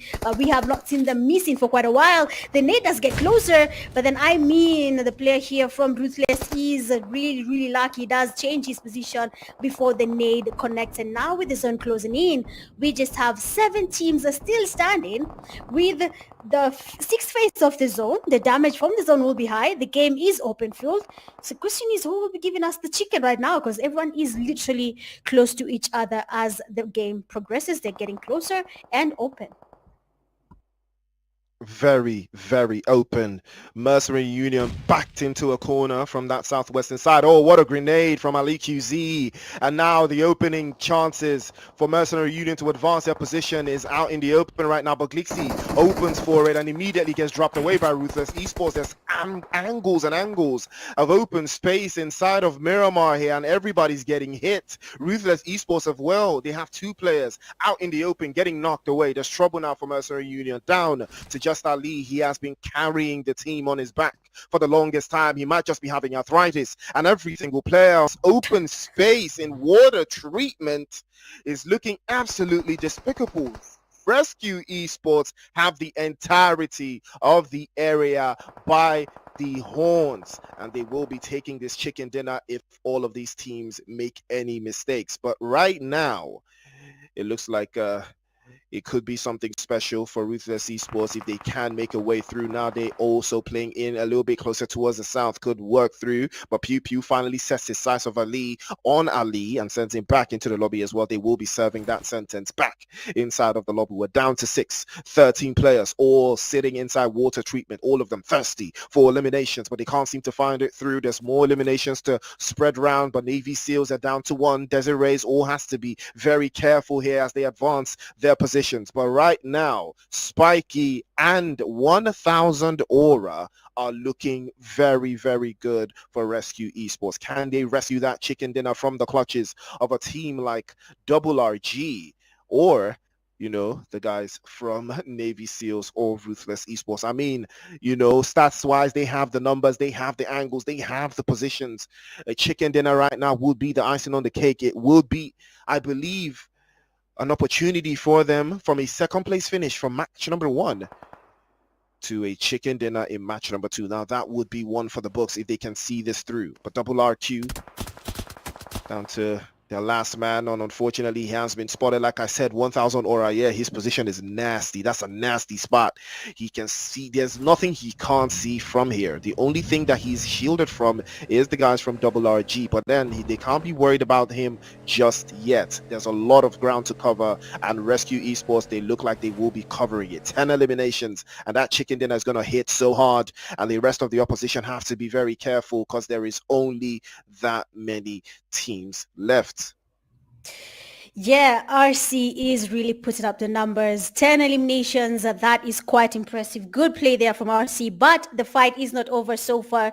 5 teams are still standing. They have to survive all the way to the end of the games to be able to get a chicken dinner and an outstanding performance in terms of the overall ranking. But for now, RE players will be getting closer to RC. Emperor here waiting for them. He is aware that there's a team right next to me, just that I am not sure where they are exactly. So I'll be lying here till they get closer to me. So let's see if that is something that will be working out for him. One band again finding their way in the top 5 team. They are looking again to get a chicken dinner, but it is only one man who last time took the fall This time he will be waiting to see if he's going to be giving them a chicken dinner in this game. RE players, they might be exposing themselves to Emperor. He is aware of the location. They cook up the nade, but then Lilo's nade might just be the reason Emperor will be going back to lobby. They see him, and a perfect spray there from Emperor, immediately going in for that push. Nade will be going closer to the zone, getting spotted by Emperor. The sprays are in, and he will be looking to get a knock here and basically wipe out RE using the IQ he has. And of course, he will be getting the last player from Ruthless Esports all the way back to lobby. Rescue Esports, they have the numbers, they have the view. All they need is that chicken dinner to be able to find their glory and their way to victory in the PMAC group stages. I mean, Rage Esports player Pubg has been lying there for the longest time with no one seeing him. That could be a very dangerous stance. Imagine if RC doesn't see Pubg and they get closer to him. That will leave Rusciano and Emperor on their knees, seeing that Spikey already is down, taken back to lobby, all the way from 4 players to just 2 remaining, and Pubg might be able to make it even harder for RC right now. Oh, things are looking very dire. That last player from one band, I had no idea that one band still had a man. Titan is still very much in the mix here, and he has caused a major upset to the plans. He's put a spanner in the works for the guys from Rescue Esports. So they now have to worry about him. Pew finally spotted by Desiree, knocked away by Navy SEALs, and now their plans are starting to come crumbling down. Titan looking for a way to surge through, inching, circling by the edge of the circle there, and he actually steals the elimination away from Navy SEALs. Desiree is going to be punching the air right now as that one goes down. Vigiano to the next one to follow through. Bellio will shut the door on him, and Double RG may just capitalize on this commotion that's going on. Grenade from Titan. If he sends it perfectly, he might just get the job done, and he launches that one just over to the side. Desiree can't seem to close that one down. Over to the side there, a little bit of a sandwich going on here. RRG needs to be very careful. Melio steps back just in time. The grenade misses him by a couple inches, and they will try again, but somehow Rescue Esports will crumble under the pressure. Now it's a 2 versus 1 versus 1 versus 1, and now this could be something. Desiree playing a little bit towards the devil and the deep blue sea, but he finally shuts that one down. Titan will fall, unfortunately, and this will be one of the opening books here for RRG. Can they get the chicken? Desiree's been spotted, but now the single alternate position here inside of the silo will shut it down, and Desiree will go for the finish. And Emperor, can he rule? Not this time. Rolls back into the other side. Melio peeks up onto the other side. Bait and switch over to the right, tries to circle back again. Desiree won't be no match for Double RG. They will take the chicken dinner, and they will rage on. And what a performance. I mean, I am impressed. Amazing plays. They're coming from Rage Esports. They needed that chicken dinner. They wanted that chicken dinner, and they made sure it worked. They made sure they fought their way to victory. And I believe right now, Melio and his teammates are the happiest guys so far when it comes to game 2. But of course, that was the last game for Group B. Amazing comeback there from all the teams from Group B. I'm sure the overall ranking will be quite interesting. So I really can't wait to see how that turns out. You know, Rage Esports, they're doing their thing. RC surviving that long. Almost all the teams have really put their best foot forward. One band, even though they haven't gotten their chicken dinner, you can imagine where they are right now in overall ranking. That survival by Titan is enough for anything to happen in their overall ranking so far. Honestly, I'm impressed. Group B, I'm impressed. So far, I'm happy. Yeah, absolutely. I am also impressed. I mean, the pressure on them was just a little bit higher, you know, because they still have some games to cover on, but they still had some points to, you know, they still have some points to cover. And I think it also ties into the fact that the likes of One Band, Rescue Esports, all of these guys had to put in the work, and they absolutely did. You know, if they can't get it chicken dinner, they might as well eliminate at least a quarter of the lobby, and that is exactly what they just did. MVP still Vigiano again. This guy is absolutely incredible. I will see him in the finals. You know, he's definitely one of the players I want to be keeping my eyes on in the grand final if they can keep their performance up. But right now, 5 eliminations. I mean, almost 800, almost 850 plus damage point, 5 knocks to follow through, 2 assists, and he was putting in the work there for Rescue Esports. He literally did the job. Unfortunately for them, the placement on the angles just didn't work out in their favor, but Lil Zoka was also in the mix for Ruthless Esports. Navy Seals did have Desiree in the mix as well. Matrix from RRQ and Spiky from Rescue Esports, all in the top 5 of the players, all averaging roughly between 3 to 5 eliminations and still falling between 500 to 800 points in damage. Again, that tells you, but these guys averaging at least 25 minutes on the clock. That shows you how incredibly durable these players are. If there's any characteristic any player has to possess, is durability, ability to survive on that very, very tough pressure situations, and that's what I love to see from some of these players. 25 minutes on the clock, but Mitch, you saw the game. I mean, 53 eliminations, 10 headshots, 307 meters from Vaccine. I think I saw that shot from Vaccine. I'm trying to remember what shot it was, but I think I saw what shot that was. I'm trying to remember what team, because it was a final elimination shot. So we saw that in the feed. I think it was against one of the guys from Mercenary Union, but I'm not sure. But I could be wrong on that one. But I know I saw it in the game. We had 1 airdrop looted and 2 grenade eliminations. A lot of action was in this game. Towards the end of the game, I can't wait to see the highlights, because we saw how those teams played towards the end of the game. With Rescue Esports and the rest of them. Mitch, you saw how it went down.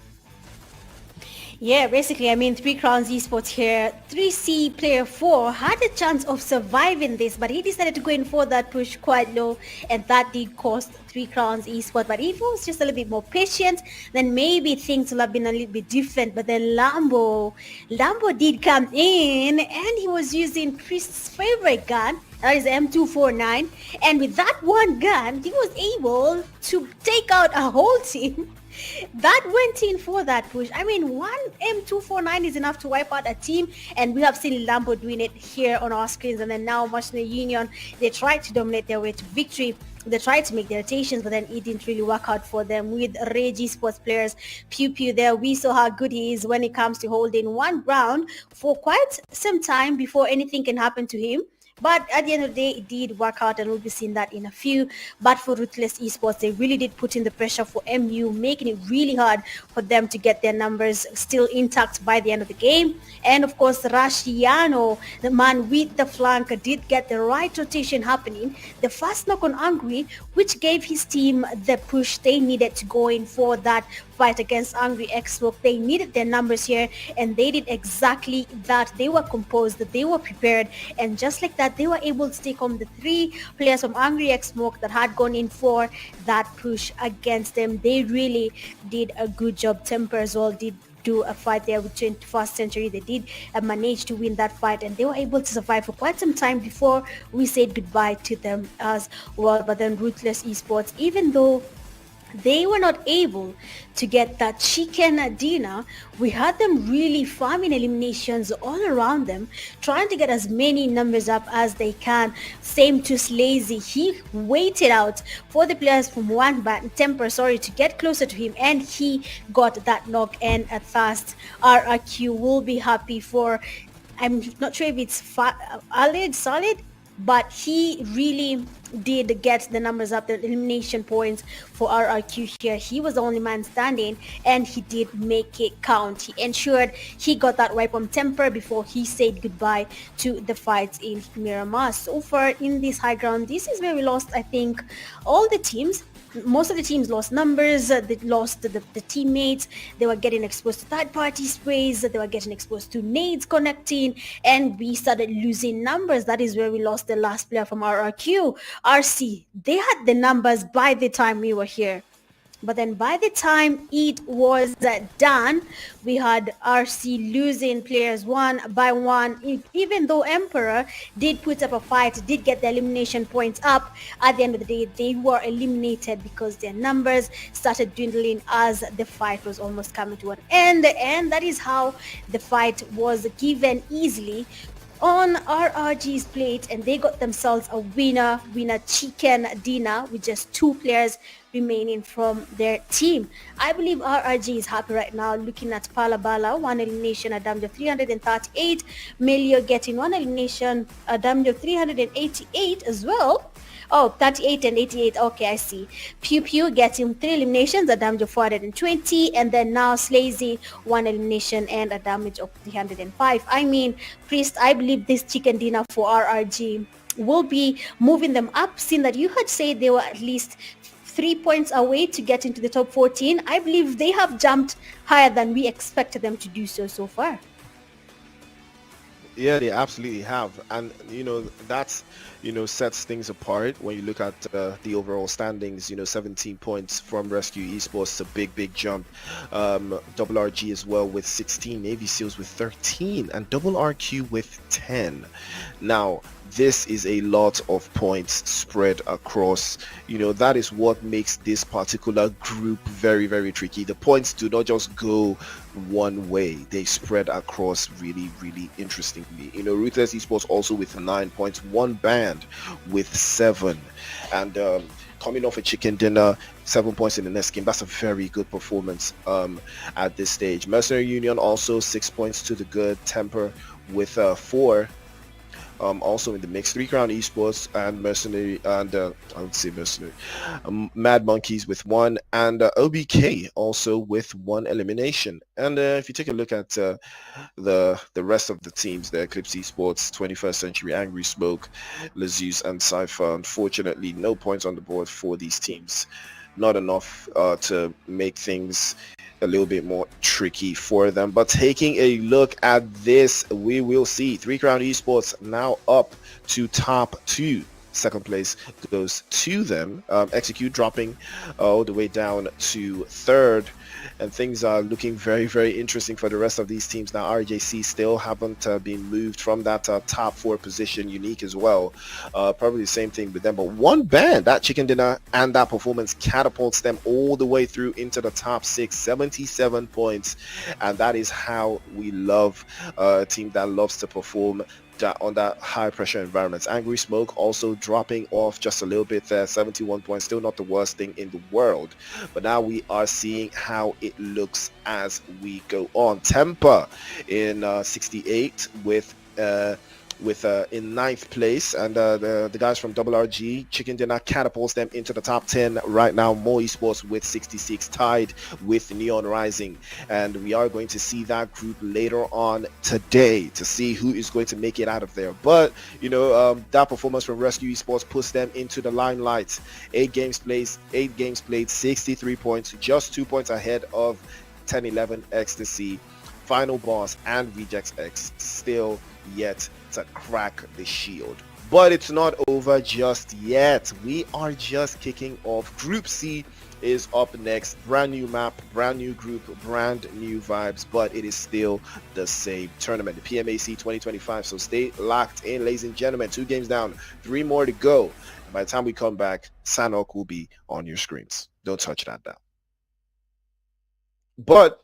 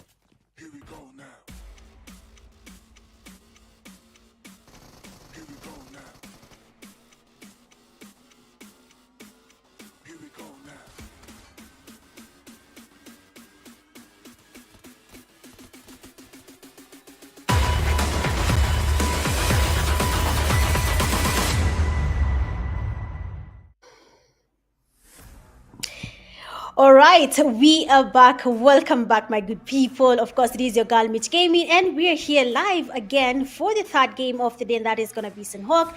And you can see my co-cast has changed, and I'll be letting him introduce himself and tell us how he feels about today's games so far. What's up? Welcome, guys. My name is the PTK Youngblood, but don't be fooled by the name. I am not the young, but I am the man himself, the man Youngblood. And guys, day number 5, the second day. Can I say it is the second previous day? Oh, what English should I use? The day before the final day. Yeah, it is the second previous day. Yeah, I think that is the right English. Yo, guys, if you do English lit, you guys can correct us down below in the comment section. But guys, today we are seeing some turnarounds. We are seeing incredible things happening. We have been seeing clutches. We have been seeing comebacks.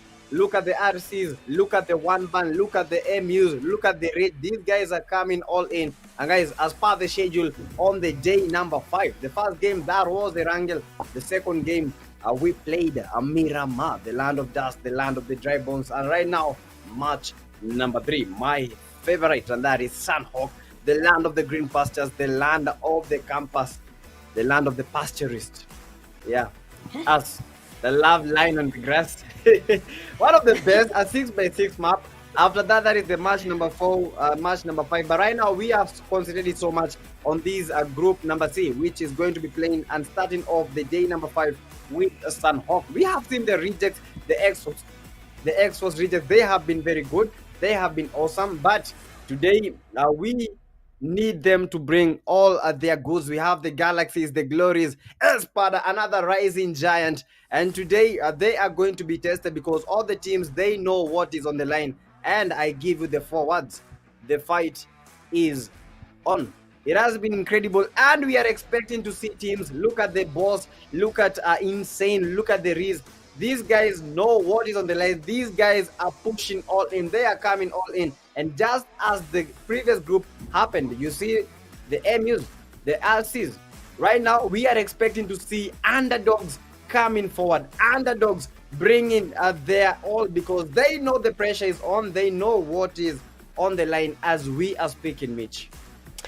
Yeah, I mean, Group C there, they know what they need to battle for, and that is basically a chance in the top 14. They are the only group so far that have only 6 matches played. They can play 2 more games and move Group A or B players down the top 14 slot. But we'll be seeing if that's going to be the case. For Group C, they have the chance again to make us as surprised as Group B has in the previous games, that is in Erangel and Miramar.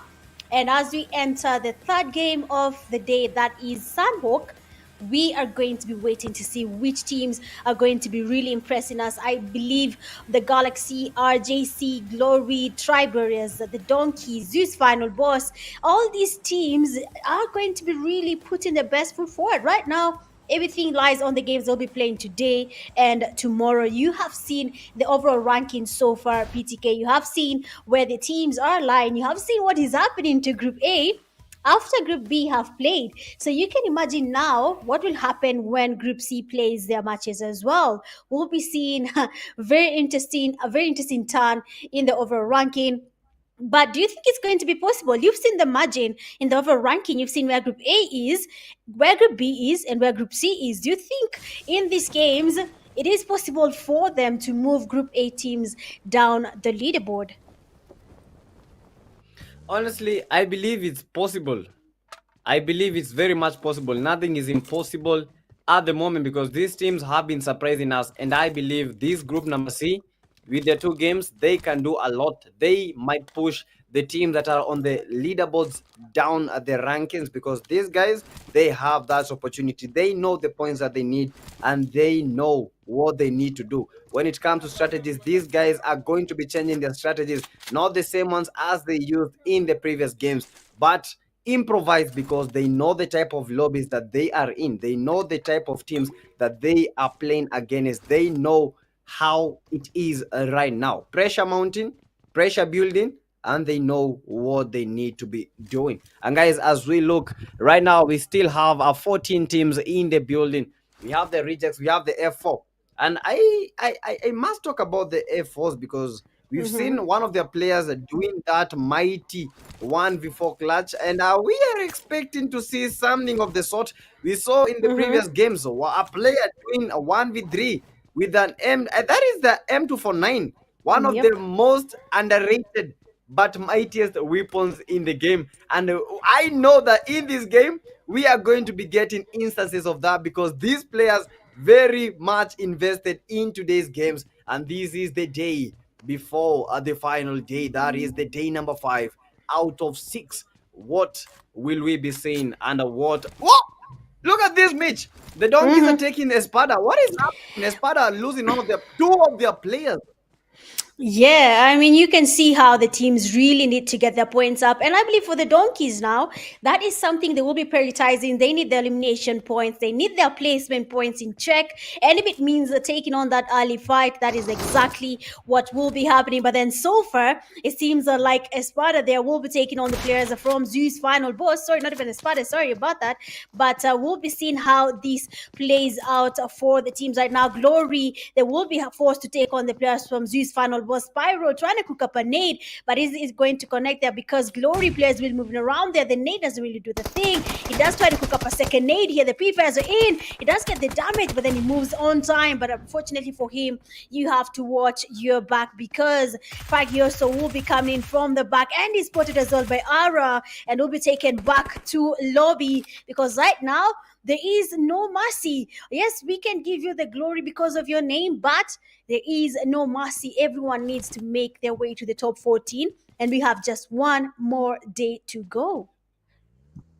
Oh my goodness me. Right now, we are seeing a lot of that parties. Glories, they were on the winning end, but right now, we have the evil ones coming in for the third parties. I believe 4 teams are in this area. Glory, they had gotten 3 of the boss team, but right now, the boss, final boss, Arara, he was able to clutch against the Glory eSports that was member, and he was able to get 1 revive. But as we can see, this final boss, that is the Cairo final boss, eliminated as pressure, as tempers continue rising. This is just it. Third parties, you need to depend on that. Glory with the 2 eliminations, Donkey with the 2. We have the DTs with 1, and finally the boss with the 2 eliminations, and still at 2 players in their team. So the final boss, that is Arara, was able to revive 1 of his crucial members. And you can see the evil ones are getting downed by the OBPs. That is the original Black Panthers, and they know that this is their home. Talk about the green pastures, talk about the wide-eyed trees. They know that this is their place. Evil one are receiving quite some beautiful spray, trying to recuperate. Look at the nade.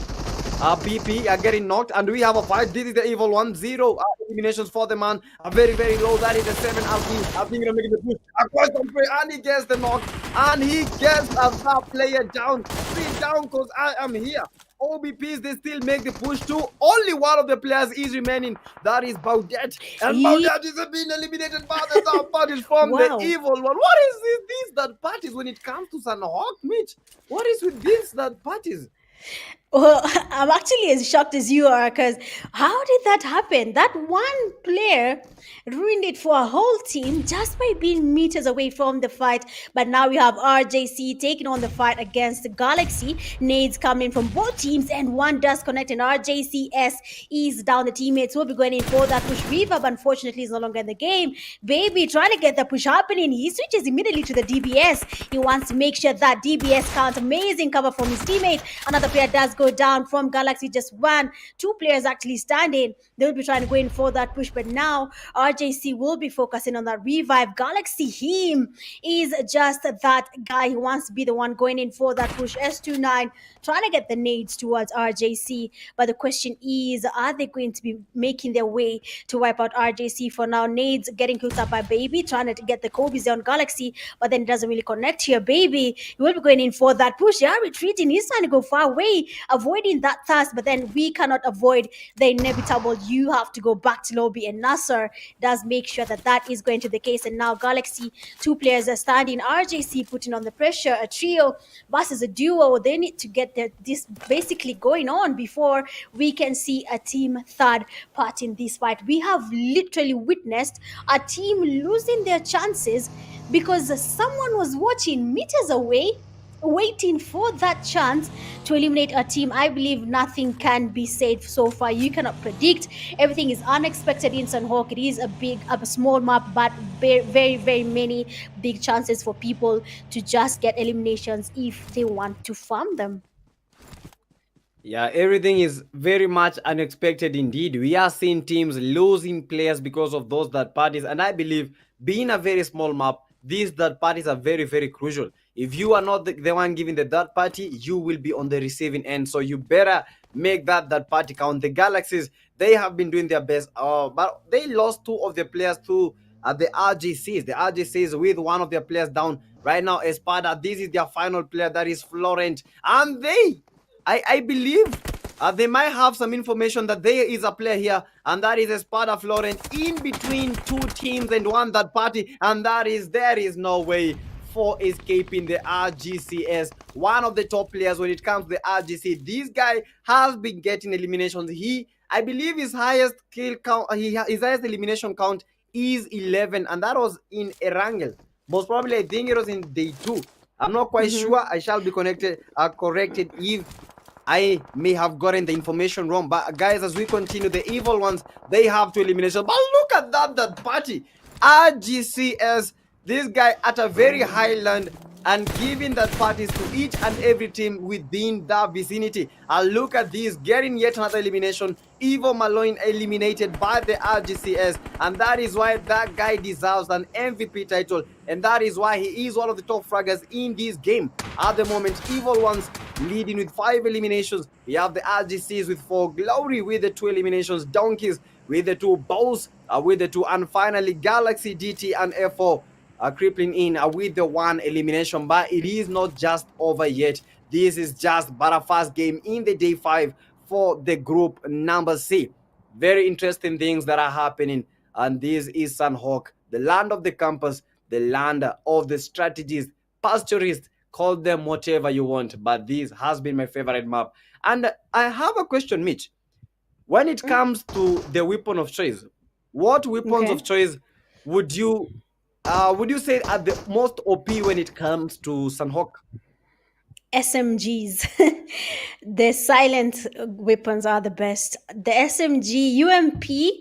Honestly, UMP in Sunhawk is unmatched. UMP and maybe a DBS for the close quarters and an M416 for the long range sprays. But honestly, UMP in Sunhawk, unless I'm those old players, but SMG in Sunhawk is just too OP. That's something I have to say. It's the SMGs for me, definitely. Yeah. Yeah, SMGs are good, but what about SMGs versus shotguns? We've seen shotguns very, very OP, very catastrophic when it comes to these 1v1s. What would you choose, the shotguns or the SMGs? That is close. Shotgun. Shotgun. I've seen what these players can do. Let me stick with gun. There's no way I'm going against a DBS player in the PMAC group stages with this type of players in the game. You've seen what they can do with the shotgun. The SOFK and the DBS. They have humbled teams just by using that one gun. But then talking about humbling, you can see what the evil ones are doing there. They're trying to stake their way. But RJC is aware that there's a team right in front of them, so they'll be waiting to see if there's a chance to maybe get a knock or two on the players from Evil Ones. Then we can go in for that push. But I'm not sure if that is something they'll be able to do now, seeing that we can also see other teams closing in on them. The zone is about to move. Painan Bootcamp along Ruins, just outside Ruins. The idea is a little bit safe for the teams, so they need to start making their rotations towards the zone.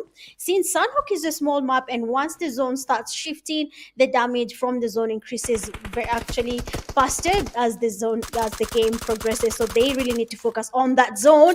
And Nasser there has been spotted, amazing spray there from Goat, and he will be cooking up a nade, trying to get Nasser, but then thinking on his feet, Nasser is retreating, knowing that a nade could be coming my way anytime soon. The nade gets closer, and Nasser is quite lucky that he changed his position before anything happened to him. Right now, everything is crucial for these teams. They need to make the right rotations. They need to make the right calls. 4 games may seem a lot, but what points are we gathering from those 4 games? Are we going to be getting 4 points in total after the 4 games, or are we going to be getting 40 points in total? You can see what I'm trying to do here, PTK. If you imagine you play here and you go Mhm. back to lobby with 1 kill, no placement points. That is 1 point. You will not be getting anything from the 4 games so far. You get? Yeah, I saw that situation when it came to the 3 crown esports. In the previous game, these guys were able to get only 1 elimination point. Placement points, these guys were butchered. They didn't even get 1 placement point. And I believe that made them just 1 point. I think it just gave them a 1 point margin from the team execute. But right now, Mhm. these teams, oh my goodness me. RGCS, this man with that party right now, he has 4 eliminations from this exact position. These guys has been trailing each and every team. He has the spot, he has the blue zone, I believe. So he needs to start getting into that zone. But that man, this point has been very strategic for his team. They have 8 eliminations, but this guy, he has contributed 4 of the eliminations. So that strategic point. And I believe when it comes to Sunhawk, you need to occupy those highland points as fast as you can, because there is where the elimination points come from.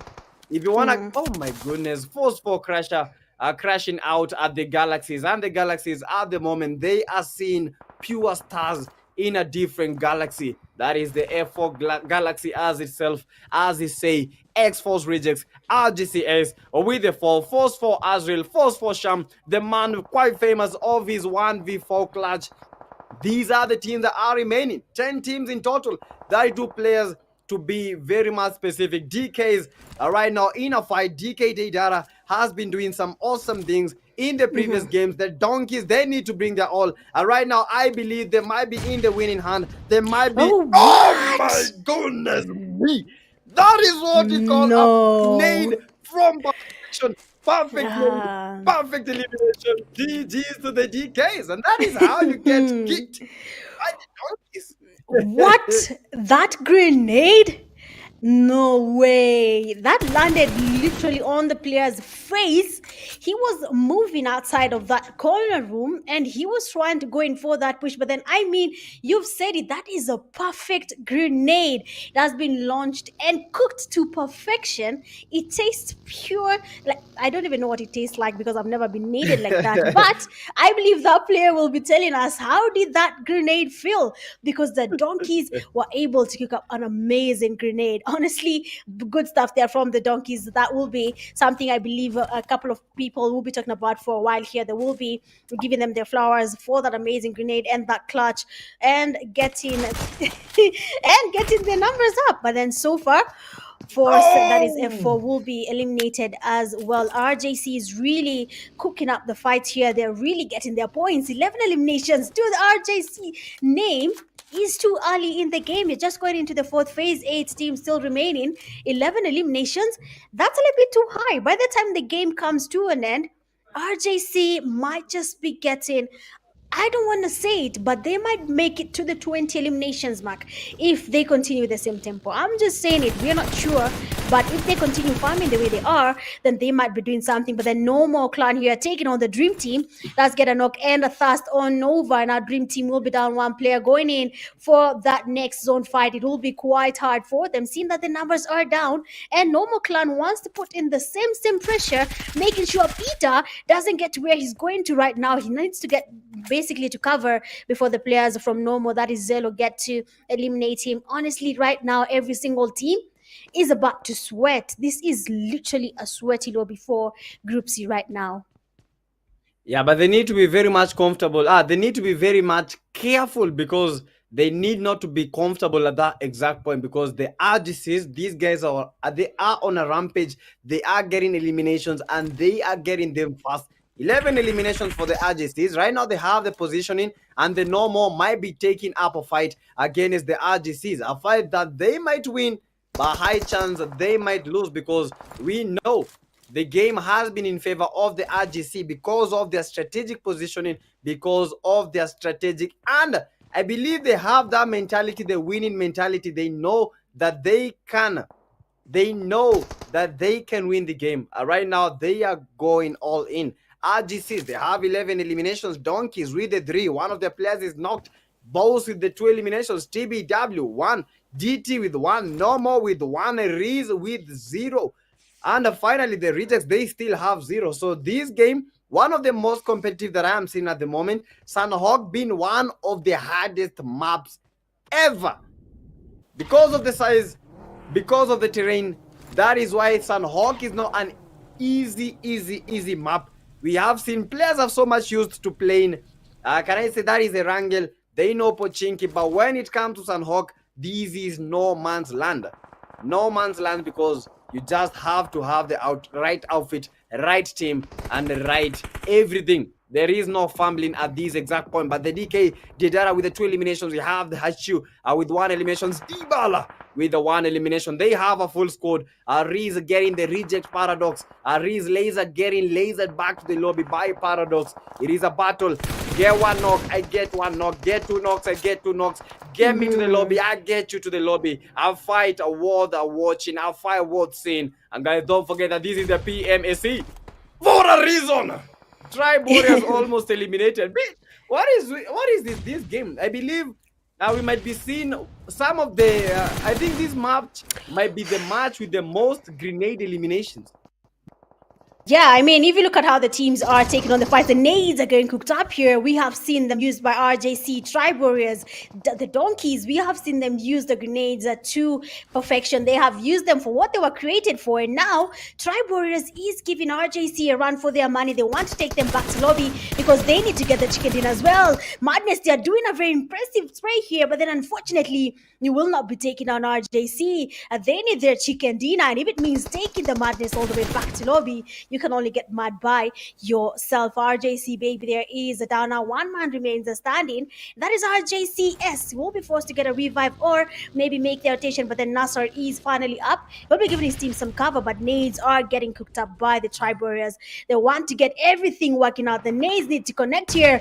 But then S's grenade might just be the Kobe we're looking for on Tribe Warriors. It does get a knock there, and Madness is back to lobby. Tribe Warriors and RJC clash is the best battle so far here in PMAC, because right now we can only have one winner in this fight. Either RJC gets to surrender their eliminations to Tribe Warriors, or Tribe Warriors will be going back to lobby on RJC's mercy. But then so far, they are still surviving. Tribe Warriors, they will be making their way to the zone. RJC making their rotations as well. The Donkeys still dominating, but then now for no more, they have to be really careful. You have a player there coming in from the back. The knock is in, and now Zold will be going in for that push. They know the dream team is there. Peter, he is aware of his location, switches the Og. Now Peter is down as well. Tribe, the players from No More will not live in this game anymore. They will be trying to survive, and they do exactly that. And Aura is basically the reason why No More is still standing, but then RJC will be closing as well. They want to take on the teams, and just like that, the numbers keep going down. You can see what's happening right now. PTK, No More is losing numbers. RJCS is going in for that push. He is confident. The DBS is in hand. He wants to take on the last player from No More. He wants to take that Aura with him. He wants to make sure No More farming for Aura, because now it is going to be GG's for No More, and the good stuff there from RJC. I mean, PTK, this group is not easy. It's not. It's not easy at all. No more. They were getting butchered. The RGCs, these guys, they are men on a mission. And guys, at the moment, I believe they might be having one of the highest probabilities, not in terms of numbers, but in terms of what they are doing in the field. As you can see, the eliminations, they are going higher, player count going lower. As we continue, the RGCs, they are moving as a pack. They are moving as a team, just like the Wolves. Leave no man behind. We go as one, and we push as one. But might this be very ambitious for the RGCs? Bro, what is this phrase? These men, they know what they want. They know what they want. Reject Arnos. We are coming to reject you. Are we going to reject you? Reject Arnos. Arnos with the push. Arnos, oh my goodness me. He got one of the players. And right now, he needs to get Nasir. Nasir eliminated. That was too ambitious. The rejects, they had the chance. The Exford, they had the chance. But unfortunately, they were too ambitious. They were too ambitious. They were caught lacking, and that is how you lose a game. DK Data, getting knocked but a perfect nade. These are the rejects. These are coming for the win. Reject parody with quite a knock. DK Dybala getting pushed by the Rush God. Rush God. It is a 3v3, but the DK Data is down. They get that elimination right now. 2v3, quite some nade, but that didn't quite do the job. This is the Rush God, a rushing Dybala.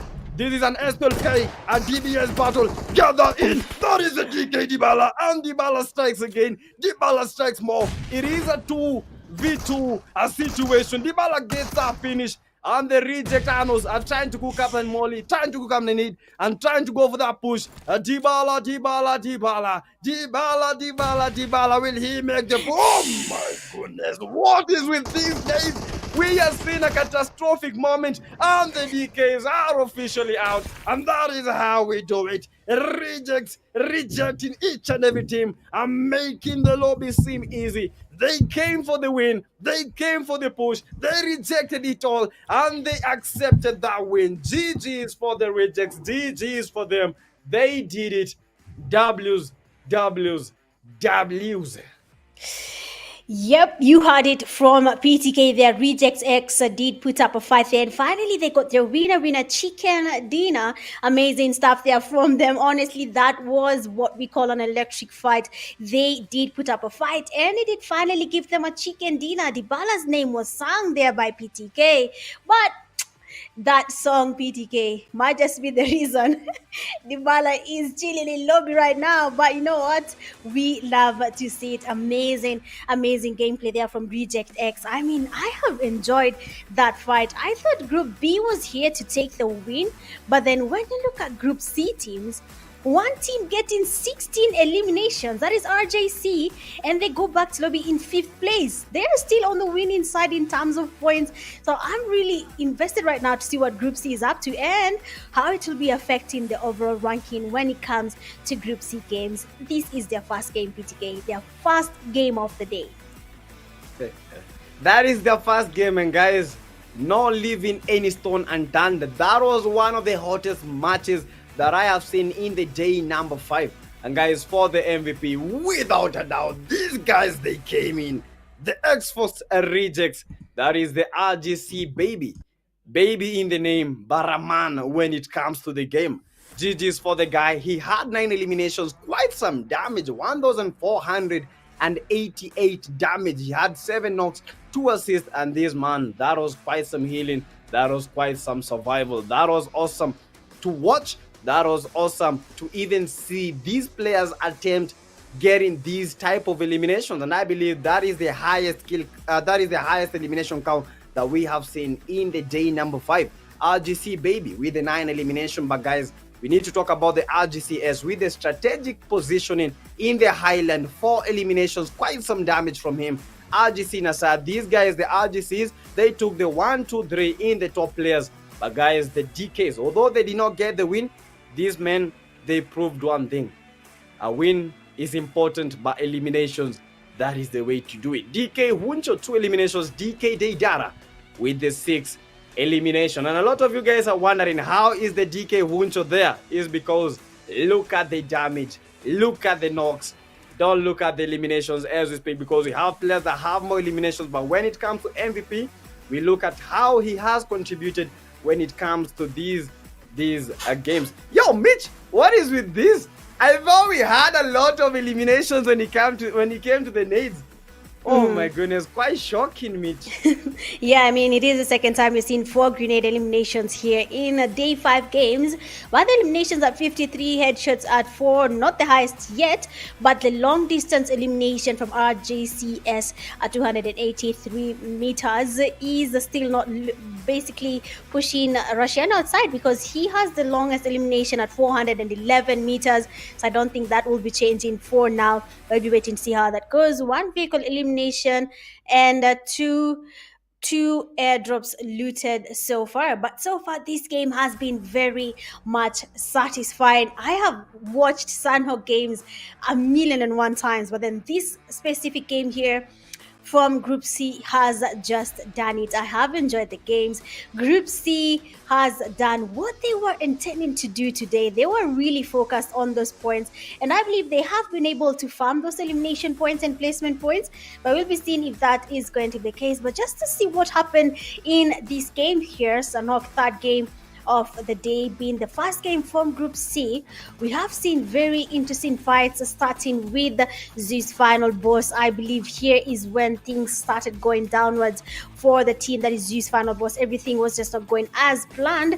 Their teammates were down one by one, but then the Glory somehow did survive and were able to eliminate Zeus final boss, taking them back to lobby. The one player from Evil Ones, and that is 7RB, was able to do very good pre-fires on the players from original Black Panthers, but then that one rotation is what got the Evil One surviving and beating the players there from Zeus. And now we can see RJC, they were here, they did try to flourish, and they were looking for that chicken. You saw how they were able to maneuver that fight in Paradise Resort, but then things did not go as planned.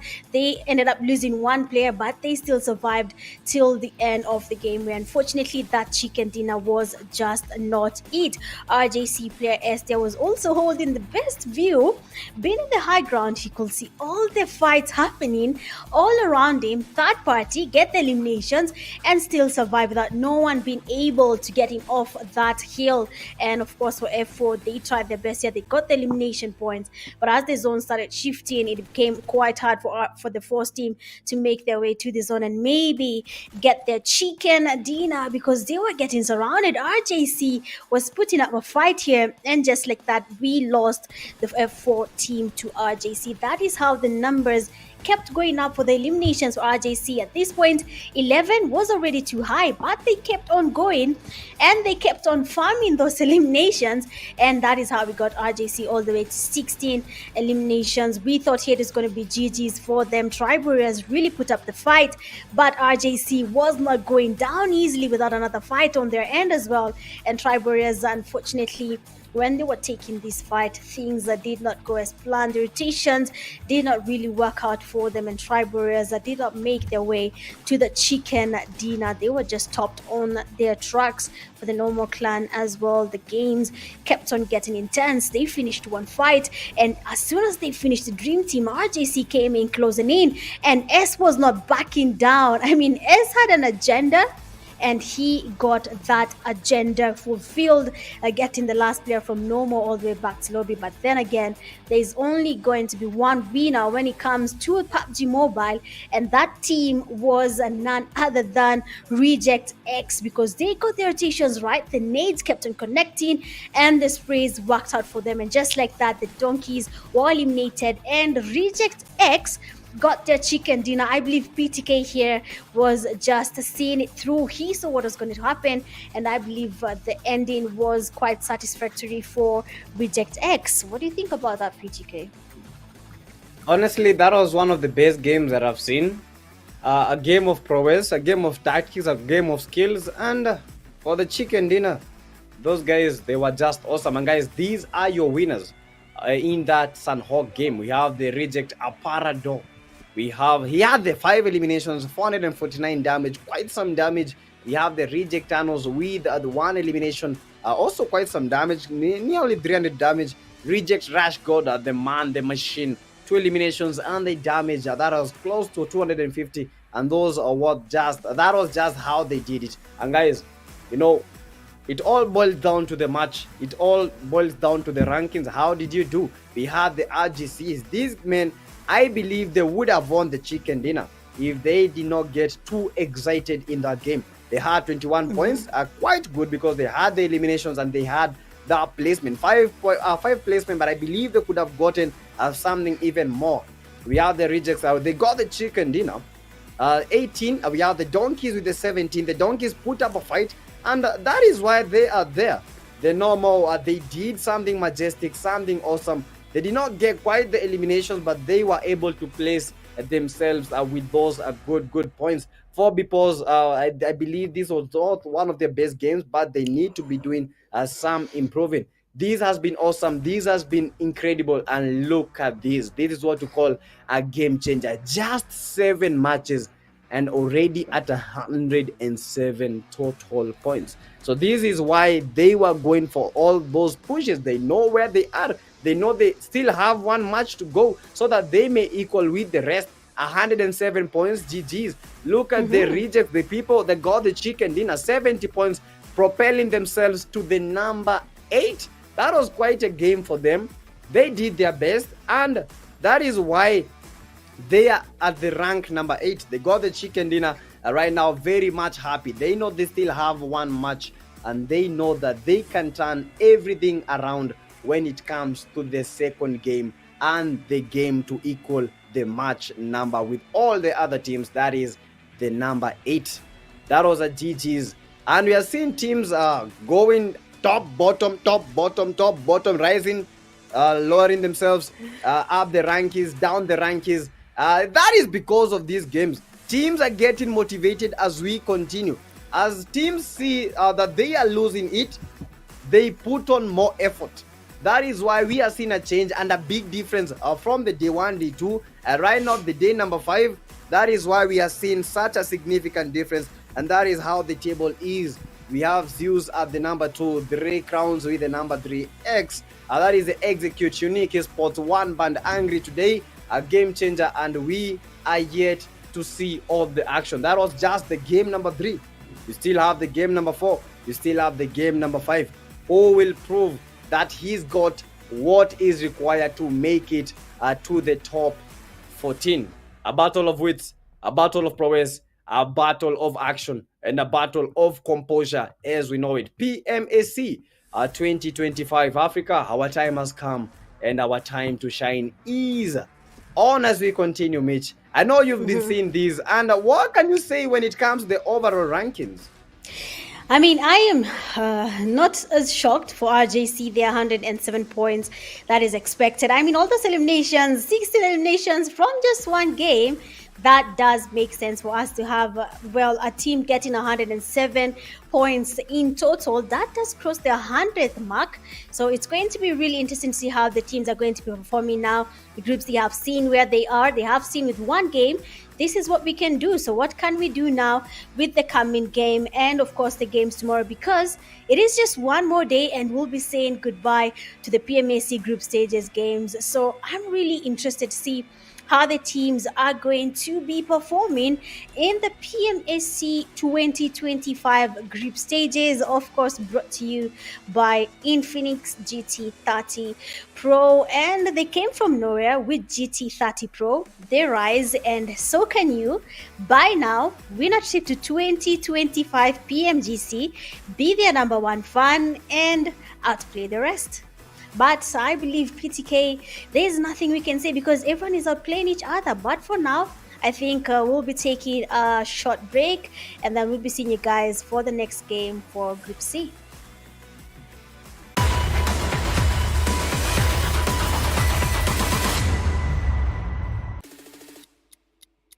Here we go now.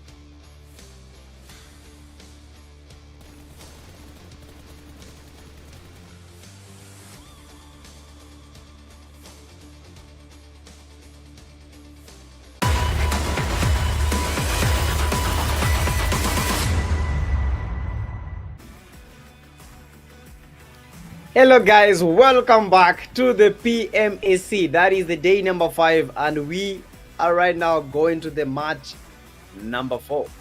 The land that we all love, the land that has made a lot of champions, the land that has made us very much familiar with PUBG Mobile. And I am talking about the match itself, the map itself, and that is Erangel. Match number 4. And guys, this has been an incredible day. A day that has been marked with a lot of chicken dinners, a lot of action. That is the match number 1. One man, they took the chicken dinner. The Rage eSports from the Group B. They took the game number 2. Game number 3, that is the Reject X. Right now, we are going to Erangel, the land of Pochinki, the land apartments, the land school, Gatka, Milta, and the rest. And then finally, this is the final game when it comes to the group number C. And then in the group number A, we shall be seeing them make a debut in the day 5 with one of their games, and that will be the last game, which is Miramar. But right now, all our concentration is in the map itself, Erangel, one of the biggest maps, one of the best maps. And I believe if you are a Pubg player, you have come across this map, you have played this map multiple times, hundreds if not thousands of times. So right now, let us see what these teams are bringing, what type of skills, what type of composure, what type of action are they bringing in this game. Are we going to be seeing the Rejects S are taking another win? Are we going to see the X-Force Rejects make another clutch? It is a question of now or never. It is a question of Erangel right now, Mitch, as we continue. And I believe already these ring leaders are very much comfortable, as we watched in the previous game. But are they really going to play like that when it comes to this game? Yeah, probably we'll be seeing more from Rejects when it comes to this, the last game for Group C in today's games. But so far, every team right now in Group C is really putting in the effort here. They're really trying to do what they have to do to get that chicken. So we'll be waiting to see how they will be maneuvering around Erangel. Which calls will the IGLs be making? Which rotations are they going to be choosing to make, depending on where the zone is going to be landing, with the flight path coming from the northern side all the way to the southern side. We'll be seeing where these teams will be landing, where we're going to be expecting them to be, and where are they going to be choosing as their safe haven. Since Severny, it has been basically named the hottest spot right now in the PMAC group stages. Every single group, somehow, when it comes to Erangel, we'll always be seeing teams are landing here. We'll be seeing them taking their fights in Severny very early in the game. So let's just wait and see how that plays out. Yes, Napoleon doesn't have many teams. You only can see the glory there. And the safe zone has decided it will be on the western side, basically, of Erangel. So let's see what's going to be happening, what is going to be transpiring, which teams are we going to be seeing dominating in this 4th game of the day. Honestly, I am locked in. I hope the viewers are locked in as well, because what these teams are cooking today is just too good not to be taken by everyone right now. Exactly that. As Mitch has said, we are all locked in when it comes to today's games, when it comes to the action, and I hope the audience is also locked in.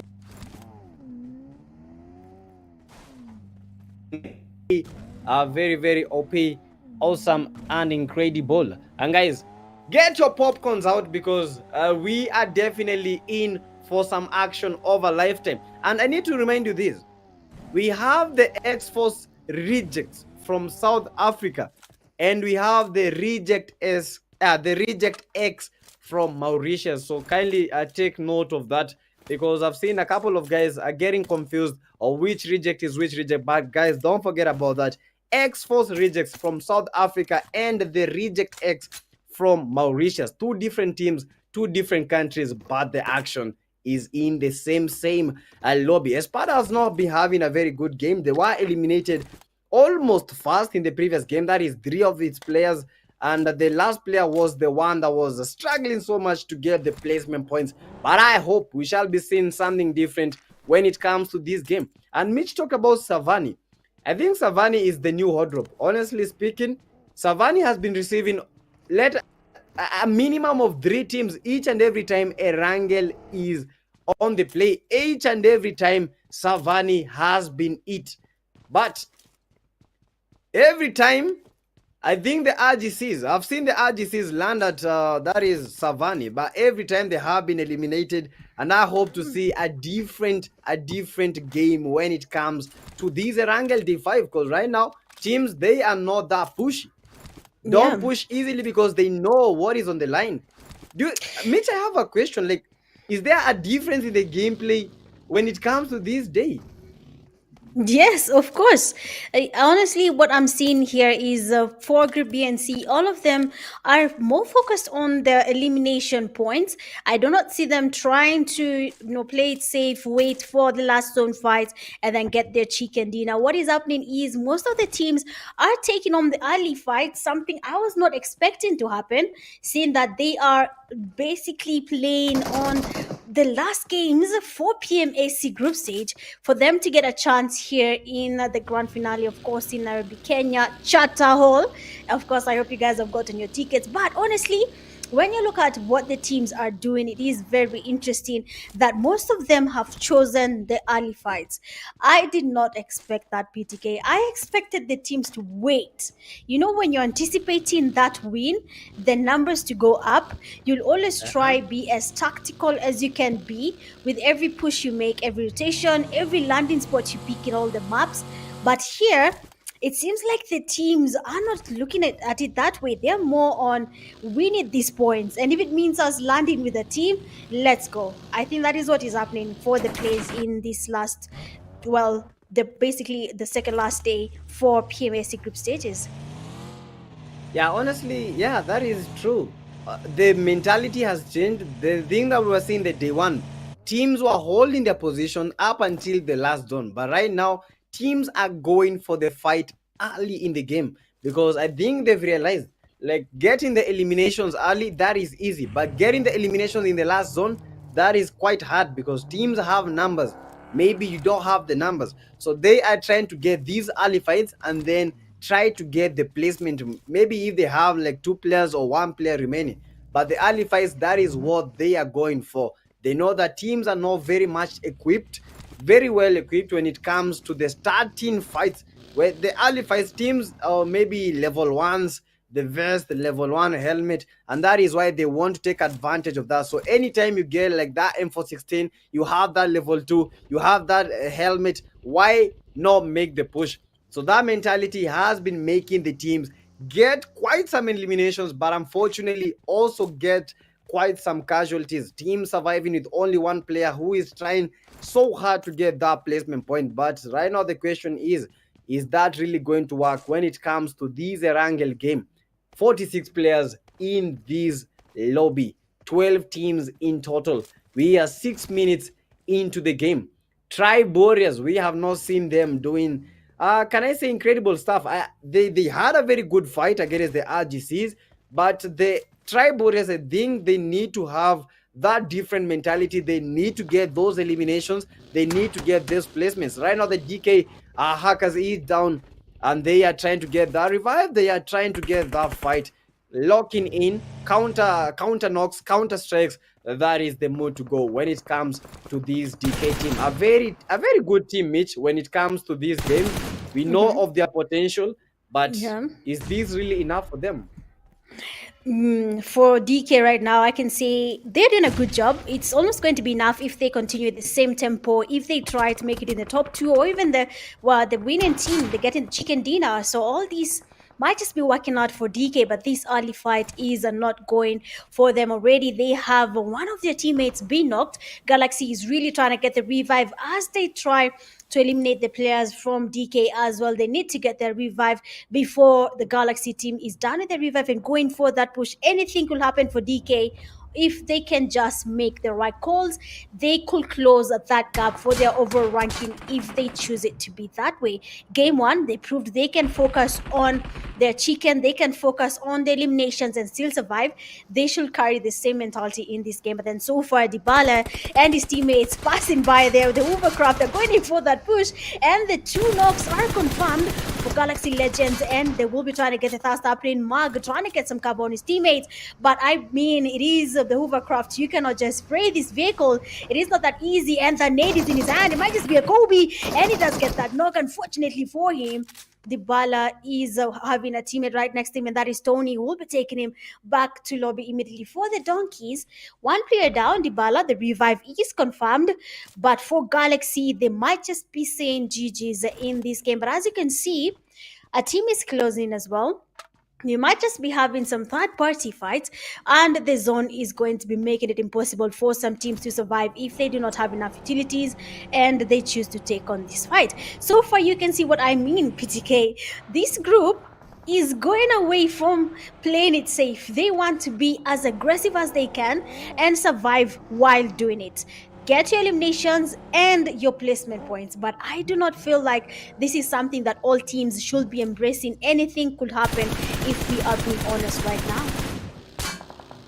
Yeah, that is true. Not everyone should implement that, because we have teams that have like very good fraggers. I know every fragger is good in the game, but we have the best. We have the cream de la creams, and if you can't do that early fight, please just hold your position, maintain your numbers, and everything will just fall into place. In the last zone is very chaotic, so if you have the numbers, I believe your chances of getting the eliminations, your chances of getting the placement points are very much high, more than 50%, as I can comfortably say. But the early fights, they have been nice. But the galaxies today, I think they're in a different galaxy, not the spiral one, not the nebula one, but these guys, they are seeing a lot of stars raining in their heads, but not the sort of stars that we are expecting. The stars are coming from different teams. These guys are getting butchered, shooted down, and they are getting eliminated. As we continue, galaxies, as we said it, in a different multiverse, and this is the kind of multiverse that they were not expecting. Get me back to the lobby. And that is how you do it for the galaxies. They came in for the fights, but unfortunately the stars were just too uptight in their heads. Glory got that is a goat first for Crusher with quite some spray, but didn't even get a knock, didn't even get some damage. Right now trying to hold the ruins area. This is a full team. We have the Gling, Crusher, Azril, and finally the Sham. But today Sham has not been playing as awesome as we expect, because Sham has been one of the top players, but today I believe the game has not been on their side.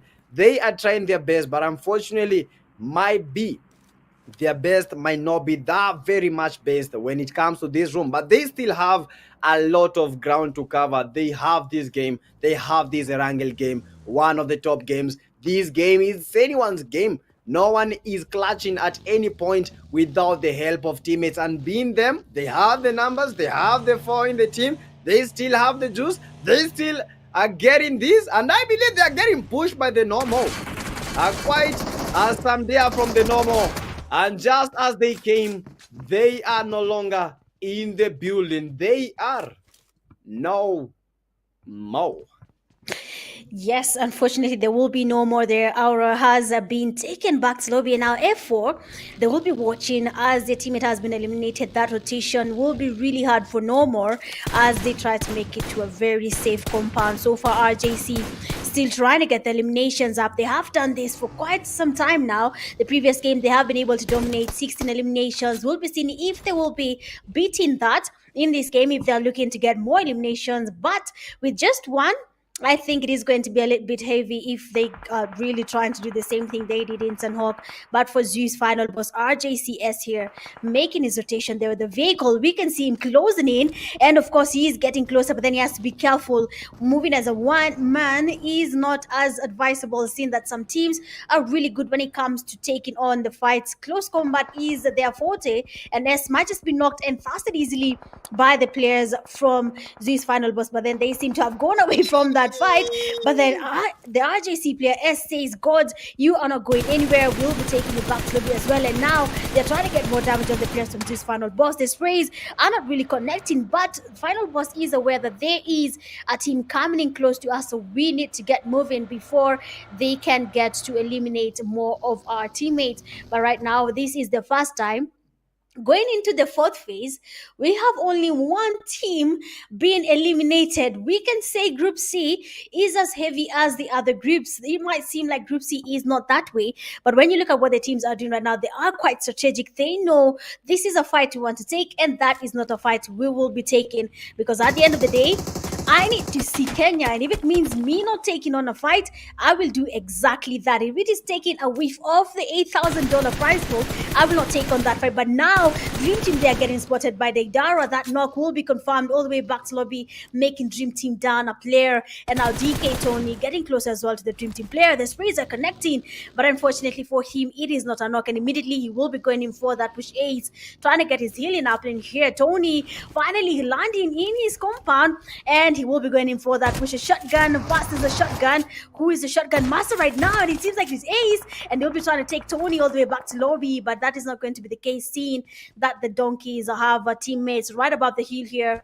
They'll be trying to get something if it is not cover for their teammate. I mean, using an S1 shotgun is not easy, but for Ace, it seems like it is just taking water and drinking it. That is basically what is happening here. But as you can see, the players from DK coming in from the push there. Ace holding a nade, might just be a Kobe. The nade would actually connect, but then unfortunately the player goes in, and that nade does not do what it's supposed to do. And Deidara going in for that push. Dream Team's out there getting the knock on Deidara. Tony getting revived by Dybala. If the Dream Team is not careful, that revive will be very costly for them. But then Sadia trying to go in for that push. Dybala with the molies, it doesn't really go in for that push, and Tony will finally be healing here. They will be going in for that push on the Dream Team. The nades are getting cooked, the molies are getting thrown in the building, but no one is getting cooked yet. Peter with the second nade again. Will it be a Kobe though? It doesn't really connect. What is happening here for Peter?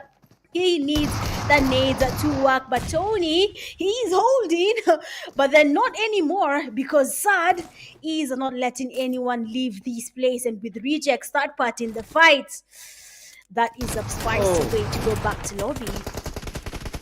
That was nice. And guys, in another fight, we have the Glory. They are coming in for the Glory, fighting against the RGCs, who have been quite confident when it comes to these games. They have been getting the knocks. They have been, but not the eliminations, because at the moment they only have one elimination and one casualty.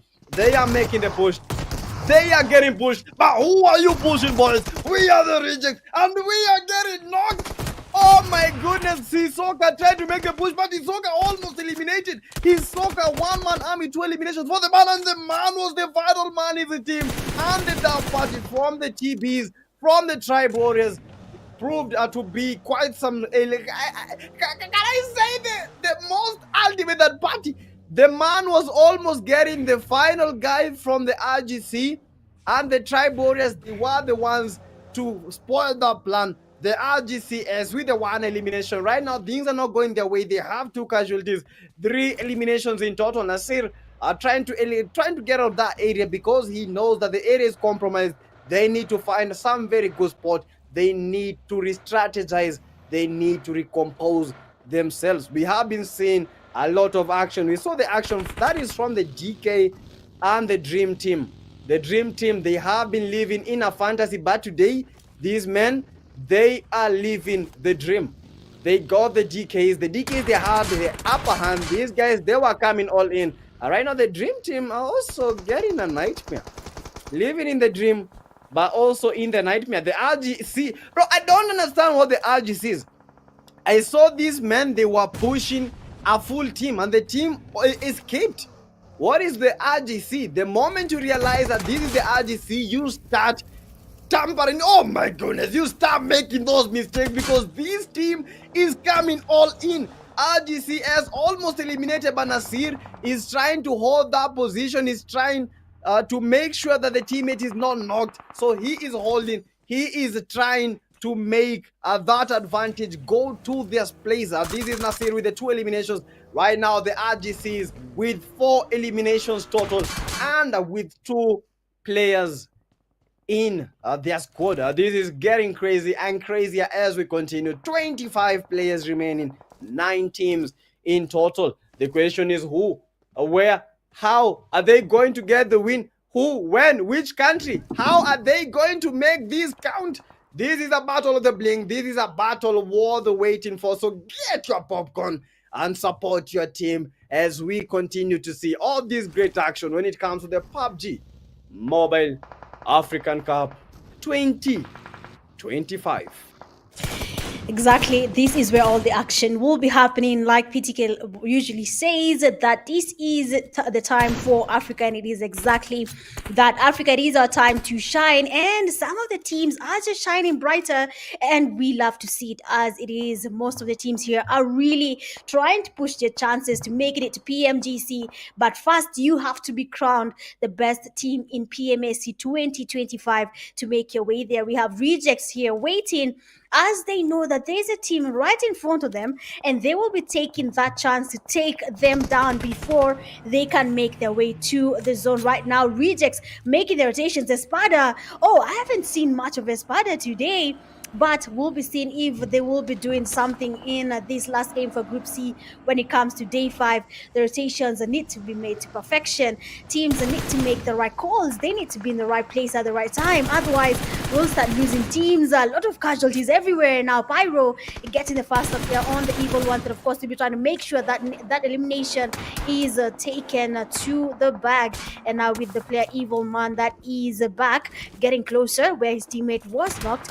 He has to be careful. The RJCs are closing as well. They have Zeus Final Boss on their western side here. They have teams on every single angle, and if they're not sure of how to take on this fight, they might just be going back to lobby right now. The nades need to connect here from Dream Team Ace. He's just but a solo, but then RJC player S there has to be careful. The nades are getting closer. The nades might just connect here. S might be going back to lobby, but then he's using the place here to his advantage. He's trying to see where is this last player, and he spots him, and just like that, Ace might just be going back to lobby. Ace there trying to go in for that push, and Ace has been taken back to lobby. GG to Dream Team, and good stuff from the RJCs, but they are just getting started. I mean, we have not seen the best of the best yet, and that spray from S does get the first knock from Espada. Another player is down. They try going for that push, and S here with the sprays giving his teammate Nasser the cover, and he gets to survive that push. If you do not understand what cover fire is, what S just did there for Nasser is exactly that. What in the hell is happening? Espada spiraling back to the lobby. They came as a team, but the RGCs, these guys, a duo is this dangerous. Try to get my teammate. I give you the cover fire. I get those eliminations. You try to get us from every single angle, but we are here. We are in for the action. And the RGCs, they mean business. 10 eliminations for the team. One of their players is down by the RGCS, trying to get that revive, trying to get that positioning. But Nasir is down, and the RGCS trying to get that good position. But right now, the RGCS receiving that L, more like the RGCL. As we continue, I've seen these a great marvel unravel in wrangle and wrangling in this game. This is the match number 2 when it comes to this group. That is the group number C. And as expected, the RGCs, they have given us the action, but the chicken dinner just ain't theirs as we have seen. Pyro boss, final boss, these are the bosses. One of their players down and out, but they still have the numbers. We have the Tribe Warriors in a full team, and I believe this is one of the teams that has a full squad, because I don't see any other team. I believe only 2 teams. And we have a duo, we have a trio, and right now we have a solo. The evil ones, Maldini, trying to get that revive. But the final boss, these men, they are not joking. They are coming for it all. They want that chicken dinner. They want that win. They want it all for their country, for their team, for the action. These men, these are very brave as souls. They are coming for it all. A final boss with quite some spray. And guys, don't forget, 15 players remaining and 5 teams in total. Mitch, this is the point that we have been waiting for. Erangela, how is he going to be unraveling? Oh my goodness. Say it no more. Yeah, I mean, that is exactly what we're waiting for teams to put in the work. And that is exactly what is happening right now. Looking at F4, they are waiting on the Tribe Warriors. Unfortunately, we have lost good teams so far. And now the table might just be turning with how these last four teams will be performing. Tribe Warriors, Zeus Final Boss, F4, all these teams have everything to win, not lose anymore, because one chicken dinner is enough to change the starts in the PMAC Day 5 games. And we have Tribe Warriors, they're trying to go in for that push. Zeus Final Boss, they have to be really, really careful because right now they are in the middle of two teams. F4 and Tribe Warriors might decide to take on these fights in every single angle, making sure it works for them. And if it means taking on Zeus Final Boss easily and taking them back to lobby, that is exactly what they will be doing right now. But Kairo's flank there, and unfortunately, Tribe Warriors is now taking on the players from No More. They will be taking them back to lobby. No More having just one man standing, and for F4, that flank from Kairos was not expected. It is the reason why they're getting confused right now. The sprays are finally connecting. Look at F4, they're quite low, and the teammates from this final boss should start closing because Kairos is putting in the work here. He's getting the damage and he's about to get a knock here on F4. And finally, that push will be happening from the Zeus final boss. The nades, the sprays, all of them will be coming to play here. No More is back to lobby with just three teams standing now. So we want to see F4, Zeus Final Boss, and Tribe Warriors, which team will be giving us a chicken dinner when it comes to this last fight for Erangel Group C. Oh my goodness, right now we have the force bringing in the force, but the Tribe Warriors, they have the upper hand, they have the numbers, a 4v3v3, a squad, a quad, a v-trio, a v-trio. Will they get the win? Is it very easy for them? Arara, final balls are getting that knock. The man is not contented, the man is going for all it, the guy is going for all the push. Arara, final balls, are you going to be the final man standing? And he goes in, the spamming the S12 guy, and gets the knock, but gets knock instead, and the boss is receiving those knocks. It is quite incredible. Not one man, not one lady, no one is an easy target. So while making a push, you need to be very, very, very, very not at ease, because no one is joking around, no one is kidding around. Make the push. I will make sure I take one of you guys down. So don't push me the way you want, but this is just it. 8 players remaining, 3 teams in total. Who is going to get the win? Who is going to win this? We have the Force, we have the Boss, we have the Tribe Warriors. Are the Boss going to be bossed? Are the Force going to receive the Boss? Are the Tribe Warriors going to receive the sting from this team? It is that moment boiling down to the last 3 teams.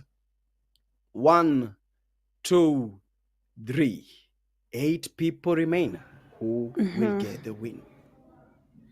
Exactly. I mean, we are in the last zone fight here. Right now, the 3 teams standing. F4 is having a trio with the Tribe Warriors having a full team so far. But for the players, that is going to be very interesting to see how this does work out for F4.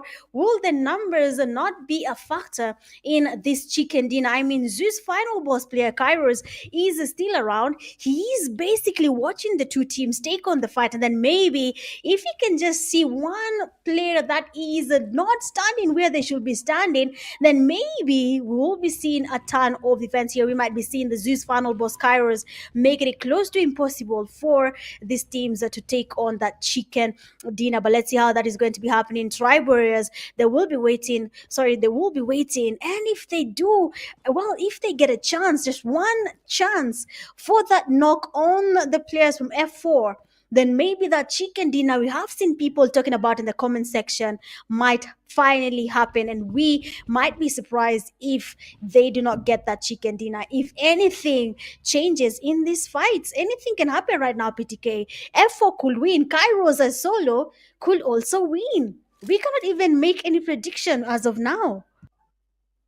Yeah, very much hard to make decisions as we speak, because we've seen players take out teams, we've seen players take out trios, so these will not be a surprise. So that one player remaining, that might be the player that might win it all. Cairo final boss is the final boss indeed. Is he going to be able to clutch against the TBs. The Tribe Warriors at the moment, they are worried. They might have the numbers. But the placement, very, very important. The winner chicken dinner, very much important. Cairo final balls receiving quite some spray from the Tribe Warriors, and the Tribe Warriors almost getting knocked, and the man himself, and the man is a cowboy, the man is making a push, a majestic man, a heroic of a man, making the push with the holes just to get knocked. TB madness, mad indeed. 2 eliminations right now. It is boiling down 4v3. Who will get these Tribe Warriors versus the Force? Who will make this fast push? Who will get the knock? TB Madness receiving quite some damage. He was almost eliminated, but that was quite very close. The Force I think the Force, they have the disadvantage because all of them, they are in the same specific point.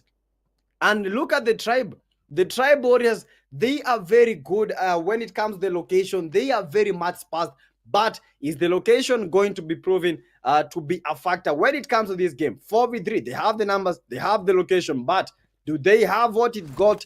Do they have it all to get these done? 4v3, 57% of the Tribe Warriors winning, and 42 for the Force. And the Force is on, throwing those nades in with the nades, into the cutback. They make the push. Our Force are going for the push, but laying low and laying down as we continue, guys. Don't forget that these are the final teams in the Group C. Final game of the day, number 5. The TB Sting are receiving quite some sting. And okay, this game is a game of chances, honestly, because no team is very much advantaged at all. Look at this, Mitch. No team is very much advantaged.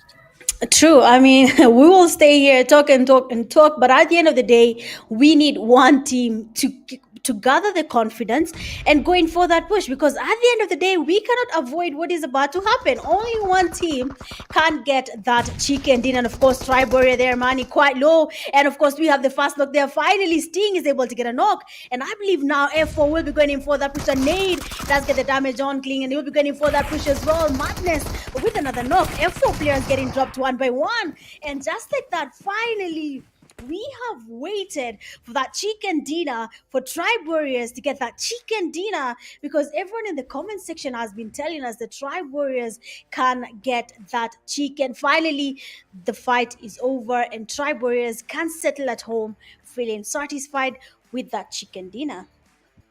And definitely a good chicken dinner indeed for the Tribe Warriors. We know that they are good, and right now they have just proved that they have a certain dominance. The Tribe Warriors not worrying right now, and they are looking to cruise in to the top.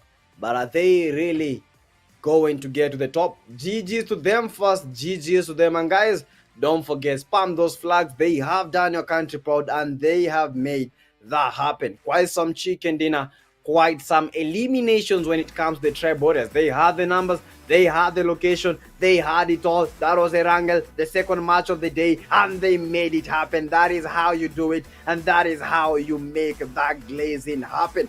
The RGCs, they were good, but unfortunately in the last few zones, these guys, they didn't have the numbers, but they tried their best. They know that no one is removing them at their top spot. They have it all. And for the MVP, X-Force rejects, there is no shutting down these players. The RGCs, these guys, honestly, they are good. The S got the L, but the man himself, he got the MVP, the man of the match. That is the X-Force reject RGCS with the 4 eliminations, quite some damage, 900 damage. He got 5 knocks, 2 assists. Now, this is the man that has been propelling this team. But he is not the only one, because in that team, it is a teamwork. As we saw the cover fire, these guys, Nasir, RGS, these men, they know how to play as a duo, how to play as a squad. And for your top players, look at this, bitch, cut all these. We have RJC player S is still leading their first place. Second, we have Nasser with 5 eliminations and a damage of 835. Kairos coming in third from Zeus Final Boss, a damage of 661. We have Tribe Warrior player Madness, 3 eliminations as well and a damage of 584. And then DK player Deidara, another person getting 1 elimination and a damage of 543. I mean, PTK, this is becoming a trend. Yes, honestly, true. It's becoming a trend each and every game. But is that really enough? And guys, for the match summary, you can all see how these boiled down. That was a game that was coupled with a lot of eliminations. 42 eliminations. We had quite some headshot elimination. That is 13 headshot eliminations. 4 longest distance. That is a TBWR, man. GG's. 3 airdrops looted, and we had 1 grenade elimination and 1 vehicle elimination. That was a game, and as Erangel, it never disappoints. Each and every time we see an Erangel game, that definitely does happen. And guys, the game, it was awesome, but you know, we have the highlights when it comes to that game. Erangel as we know it, bro, that was a hot game. That was a hot one, and I can't just wait to see what those highlights are, what those top moments and what they did deliver in that game. So that was a good game. Tribe Warriors, GG's. But we are looking to see you make even more clutches when it comes to those other games, the few remaining games. And next will be the group number. And yo, Mitch, you can see the highlights, and these were quite some knocks. These were quite some eliminations. And I was actually flabbergasted. They brought the fight, but they were making pushes that were making them get eliminated like very, very much early in the game. I didn't think that, I thought that it would work for them making the push, but unfortunately I think it did work. And as Mitch, you see all the highlights, and you get the point. Honestly, you get it all. That is just what happened, guys. A very insane game. Exactly. Very insane indeed, Mitch. Yeah, I mean, the teams here did put up a fight. We have seen them making the right calls so far. Getting a chicken dinner was not a part of the deal for some of the teams, but they have gotten the eliminations counting. Unfortunately, for some teams like RJC, I believe they're looking for that chicken, but it was just not delivered to them this time around. They had teams coming towards them from every single side, but for Dream Team, I believe Sad there really did a good job initially with the shotgun, but that just was not it. Where we had people third part in the fight, they tried to make their rotations and they gave the eliminations to RJC, easily losing that fight. But for Dream Team, they can do better for tomorrow's games. Looking at Ace there, he tried his level best to survive, but unfortunately that was not going to be the case with RJCS watching the fight, and that was not the first fight S did make us proud. He went on and gave his teammate Nasser the perfect cover when the players from Espada tried to get that push on him. So I believe RJC there is quite proud of S, even though that chicken dinner did not find their way to their total overall rankings. But Zeus Final Boss also tried to survive here. The Kairos made his way to the top 3, but unfortunately we cannot all get that chicken dinner. There will always be that one team that will have to dominate. I believe we waited for Tribe Warriors to gather up the confidence. They did get on that fight on Zeus Final Boss, but that fight never ended. We had to wait again for them to go against each other, even though they were able to take on each other easily, losing players, making the rotation. But honestly, it just didn't work out. That flank there with the horse was just not it for this final player, that is Kairos. But Tribe Warriors landing the last final blow was something we are going to be giving them big congratulations, big shout out for that play. But then looking at the winner in a chicken dinner team starts, we have Madness getting 3 eliminations, a total damage of 584. We have Kim Jong-un getting, nice name, 1 elimination and a damage of 344. We have Sting getting 4 eliminations, a damage of 306. And then Armani getting 4 eliminations and a damage of 300. I believe that is a really well-distributed effort across Tribe Warriors here. Even when they lost one of the teammates, they still went on and continued the fight. And that is exactly how they were able to land that winner chicken dinner, PTK. Yeah, that was an awesome win for them. The Trailblazers, we knew that a time would come for them to clinch that chicken dinner. We knew that a time would come for them to make us feel what these are all about. In that, this is how the match was. This is the final game for the group number C, the number one team with the most points. That is Warriors garnering 22 points. That is 12 eliminations and 10 placements. But look at the RGCs. These guys, they were eliminated. I say eliminated. They didn't get quite some. But look at the elimination points. These guys, I think, most ruthless when it comes to eliminations. These guys, they are a force to be reckoned with. Eliminations, 2 placement points. Take them second in the ranking. The boss have been good. Air Force, that is quite a margin, and they have been all in. They have been making it look easy. And what a margin! What a margin! That is the 8th game to make them with all other teams, and the IDs, they are asserting dominance. They are bringing the action home, and they want. They have that. I believe it is paying off. Top 14. These guys are all in 119 points. Look at the point margin between them and the number 2 team, that is the Zeus. That is 20 more points. That is very much hard to make that happen. It is very hard to make a little bit for you to make it to them. We had the boss. These guys, they played nicely, and that is why other option number in with the point, and I believe tied up with the 12 eSports, the Tempers, but that was a quite tough game. And guys, I'm happy to see what all these that you will be bringing to the table. 12 eSports, Temper, RRG have been awesome. Mau eSport, Neon, Rescue, X, but I believe the boss, they have mark for themselves with that 8th game. These guys, they were able to propel up the, and right now they know that in the top 14. The question is, will they be able to maintain that top seed? Because it is the top 14 that are going to be making it to the final. And that is the LAN, Mitch. Exactly. We'll be seeing which team will be making their way here to Nairobi, Kenya for the grand finale. I believe we'll be surprised seeing that Group A is about to play right now after these matches. And of course, most people are surprised that now seeing that RJC finally have been able to tie down 8. Actually, all groups are now at 8 matches. So everyone is equal, but now Group A coming in the next game here will be changing the table all over again. I mean, if this is not making you think too hard, then you have not played PMAC games yet. Respect to all the teams that are participating so far. RJC's margin 100 and plus points. That is a lot of points for RJC. I really have to give them that. But you can see the teams that are also in the top 8. That is also Group A teams are there. So anything could happen.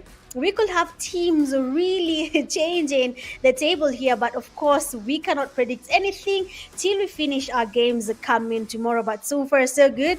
Group B, Group C, good stuff. Group A, you're next. I hope you're ready, because what Group B and C have done now is something people will be looking to see if Group A will be able to make the margin bigger. But for now, we'll be taking a short break, and then we'll be seeing you guys for the last game of the night, which will be Miramar for Group A.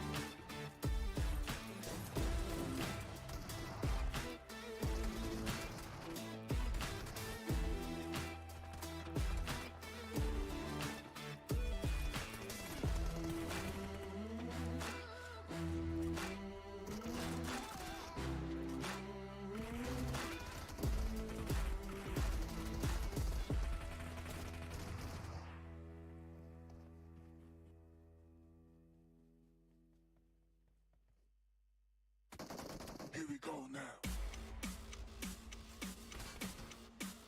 Here we go now. Here we go now.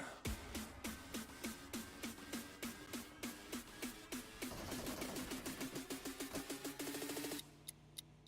Here we go now.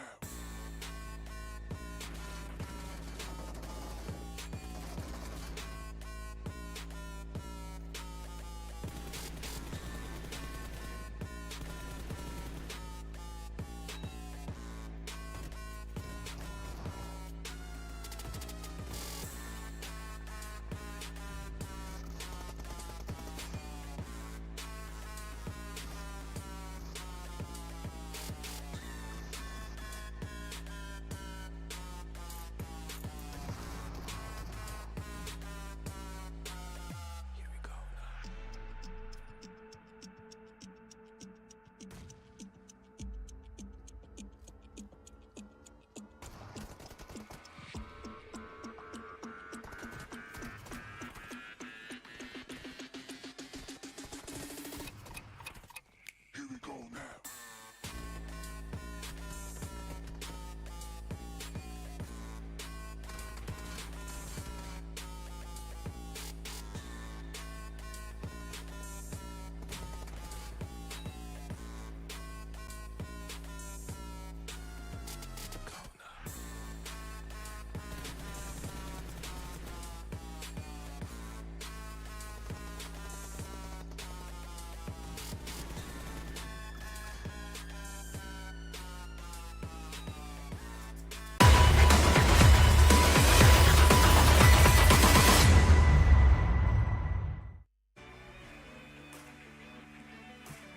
Showtime, showtime, showtime. We are back, ladies and gentlemen. Welcome back to the Pubg Mobile Africa Cup. And I'm back for game number 5. And we just saw game number 4 right now wrap up. Now, PTK, you saw how that game, went down. Did it meet your expectations? Because there was a lot of excitement that went down there. So did that match meet your expectations? Yeah, honestly, it met my expectations because I was expecting the underdogs to make something happen, and they did make that happen. And guys, as part of the schedule, you guys have seen we have played the match number 1, number 2, number 3, number 4. Right now, we are in the match number 5. That is the land itself, barren land. But when it comes to the games, eliminations never barren. When it comes to the eliminations, to the placement, this is the match that the teams are very much looking for, because the land of the third parties, apart from Sunhawk, this is Miramar, the land of the tribals, the land of the dust, and these are the teams. And right now we are seeing a brand new team, and that is the group number A. Execute, a team that surprised us the previous week. These guys, they made it to the top 2 without anyone even expecting that they would even clash like that. But these guys with quite some improvements, and today they are on the radar for the chicken dinners, for the elimination points. Team Unique, another team that has been one of the ring leaders, and they are hoping to maintain that because the table is not looking good. The 4 miracles in with the miracles, GUFA, XTCs, we have the 12 eSports, RAG eSports, and it is going to be a game worth waiting for. I believe we are in the group of death, having some of the top teams in the PMAC. As you can see, when it comes to the table, these are some of the teams that have been leading. And in today's game, the group A, they are looking to play their 9th game and ultimately to change the tides when it comes to the overall ranking. Yeah, absolutely right. It is their last opportunity, to change what the leaderboard is going to look like at the end of today. Remember, this is going to be match number 9 for this group. This could be their last opportunity, barring tomorrow's first game. Barring tomorrow's first game, this could be their last opportunity to wrap things up. But undisclosed, undecided, it is going to be a party in this game. Southwest is the playing path, cuts all the way through from Valdemar down to Campo Militar. Miramar, ladies and gentlemen, the action is here, and the prize is going to be a top 14 finish. That is the only result that matters to these teams, and they are all sitting very, very uncomfortably in a corner and a little bit of a pocket of that leaderboard for some of these teams. Eyes are going to be on the likes of Leon Rising, 1011 Ecstasy, all of those teams that have somewhat been dropped out of the top 14 to see how they will perform in this Miramar game. This would be their second to last opportunity to put some points on the board that will maybe turn the tide around, because remember, it is not just about how well you do. It's about how well you do goes. So the points have to be significantly ridiculous that the other teams in group B and C might not be able to match up when tomorrow comes. So that is another thing, some of these teams are going to put at the back of their minds. They have to perform exceptionally. They have to make sure that they do not get caught out. They have to make sure that they are able to at least see this through. So we will see for ourselves if that's going to be the case. But yeah, God willing, for some of these teams, if they can put the points on the board, PTK. Yeah, absolutely. That this is the last opportunity. We have the SUs receiving. I believe one of the players has been knocked, and that is the SU 77 and eliminated. They only have two players left to their game. ITX, these guys, they are not joking, and not anyone is joking in this game. And guys, this team, this group, the group A right now, they know that all the groups are watching, because this is the group that is playing their +1 match. Tomorrow they play their final game, and right now teams are looking to see these teams scrambling like bread, and they are going all in. At GUFA, he is making the push, a one-man army, but unfortunately eliminated. He was looking for that clip, but unfortunately was clipped instead. GG's, the GUFA, they needed to have made that push. Only 3 of their players are in the game, and one of them has been eliminated. The 4 miracles in with that miracle and in with that knock. They are going all in with a good nade. GUFA almost eliminated, receiving quite some damage. And the 4Ms are Goblins still hold their position and still maintain their 4-member team. It is quite a game. And Miramar is not the easiest, because this is a map where you have to use the Mini 14. This is a map where you need to utilize the SKS. Apart from the SKS, the short range weapons, because most of the times we encounter these fights, teams push, teams just like the less rushers, they rush, they get those can I say the 1v1. So most of the times I believe the SMGs, the shotguns, that is the way to go. But the game is just beginning, Priest. The game has just begun, but this is a game to watch out for. You are absolutely right. Like you said, this is the map that has a lot of DMRs. And speaking of DMRs, Beast already unleashing the first one of many against the guys from GUF. Mandrax down to a slither of HP. Has to be careful he doesn't get caught out, though. And they are caught between 2 teams here, 4 Miracles and the Emperors. This is a very horrendous place to be for GUF if they can find their way around here. Not a lot of utilities inside of Picado to accommodate 3 different teams, and Emperors already starting to make them feel the heat there. They've already lost 2 players. Chances are, or rather, they've already lost 1. So chances are there's a chance they might be losing even more. Looks like something is brewing when Neon Rising are, Kola, getting knocked out of a vehicle. I'm not sure if that was of his own doing or if that was a little bit of miscommunication between them and his teammates. Hope it is the latter, though. It's a little bit too early to be losing out. You wouldn't want to end up like a GUF or one of the guys from Slaughter Unit. Speaking of DMRs, PTK, what's your favorite DMR? Mine is like is the MK14 though. What's your favorite DMR? I believe the Mini 14. The Mini 14 is my all-time favorite, because this weapon at close range is good because you can tap as quick as you can. And when it comes to the long range, this weapon never disappoint. Quite some damage when it comes to fights. And yeah, Mini 14 is the weapon to go, honestly, because I can't choose the SKS. SKS is good, but I think it has the worst recoil in the game. Even with your perfect recoil sensitivities, SKS will always make you seem like you don't have it. Because most of the times I've used an SKS, I try to get the shots, but most of the times I end up shooting the skies, aiming for the skies and aiming for them hard. But I think the Mini 14 is the best. So if you see, and I know most of the players that are in this game will be using the Mini 14s, and trust you me, the MK14 is strong. But when it comes to Miramar, what are the chances of you even getting an MK14? I believe very, very minimal because it's a drop weapon, right? Yeah, exactly. You're right. It is a drop weapon.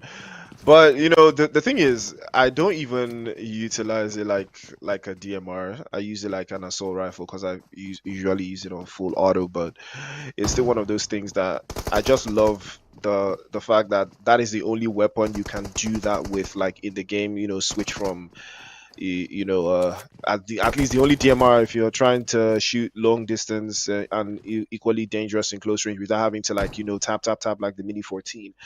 But it still ties into how the player tends to use it. But right now, GUF, a little bit of a pick and roll here with the guys from the Emperors. Again, looks like that is the old bait and switch, works like a charm. And unfortunately, Kanye will feel the power now. Mandrax was thinking he was going to change that one, but Four Miracles will clip that opportunity, steal it away, and that will be the end of Pubg again. Forge. Oh, just a beautiful turn from Mandrax. Gets the drop on yet another player from the Emperors. It would have been ideal if they did push as a unit, but unfortunately they did not. And they will lose out 1878. Back into the lobby he will go as well. Mandrax, the last man standing in that little red building in Picado. And Four Miracles will have their sights on this one after stealing a couple of eliminations across. Build, Beast, and Wazi play behind, gathering intel to see if they can commit to the rest of this forced, botched push that they try to execute here. Unfortunately for them, doesn't look like it's going to be the case. But the play zone is already hot on their heels. They will have to advance sooner rather than later. Zeus Esports, one of the better halves from Mauritius, quite comfortable so far. They haven't necessarily had to do too much. They have put some significant points on the board. Not enough to shift them off, but enough to make them into the running. So it's all about getting 100 points, as we've seen Rejects have done that already. The only team to achieve such so far. But right now, Zeus, there could be more to be done. Looks like Traitor will be sent back into the lobby. 10-11 Ecstasy in trouble here, losing out. Traitor a little bit too early, and that is an unfortunate way to start the game, don't you think, PTK? Yeah, that is very unfortunate for teams losing the players, because I've seen the XTCs lost a player to the SUs. We've seen the Four Miracles, they are fighting all in there, but I think that is GUFA. He got a knock and a finish. I believe he was getting pushed by I don't really remember the team, but the man did a very outstanding thing. He got two players. I believe when it comes to such kind of pushes, when it comes to these points where you have to push people in apartments, people in houses, you have to have the numbers. You might be good, but then you might be tricked. So always have the numbers, and yeah, have that cover fire, because the cover fire is very much important. You might get knocked. Maybe you had inflicted the damage, left the enemy at 0 HP. You need that cover fire, because that cover fire might be the difference between you and the lobby. And guys, Team Unique also have a very, very hard task today. 3 players in their team. They have a very hard task because these guys have been the ringleaders and they are looking to establish that dominance. Emperors have also been good, but not that good when it comes to the overall ranking. These guys have been trailing, and we are looking for the Emperors to claim back their throne, to take back their seat, because these guys destined for greatness, but only them are standing in their own way.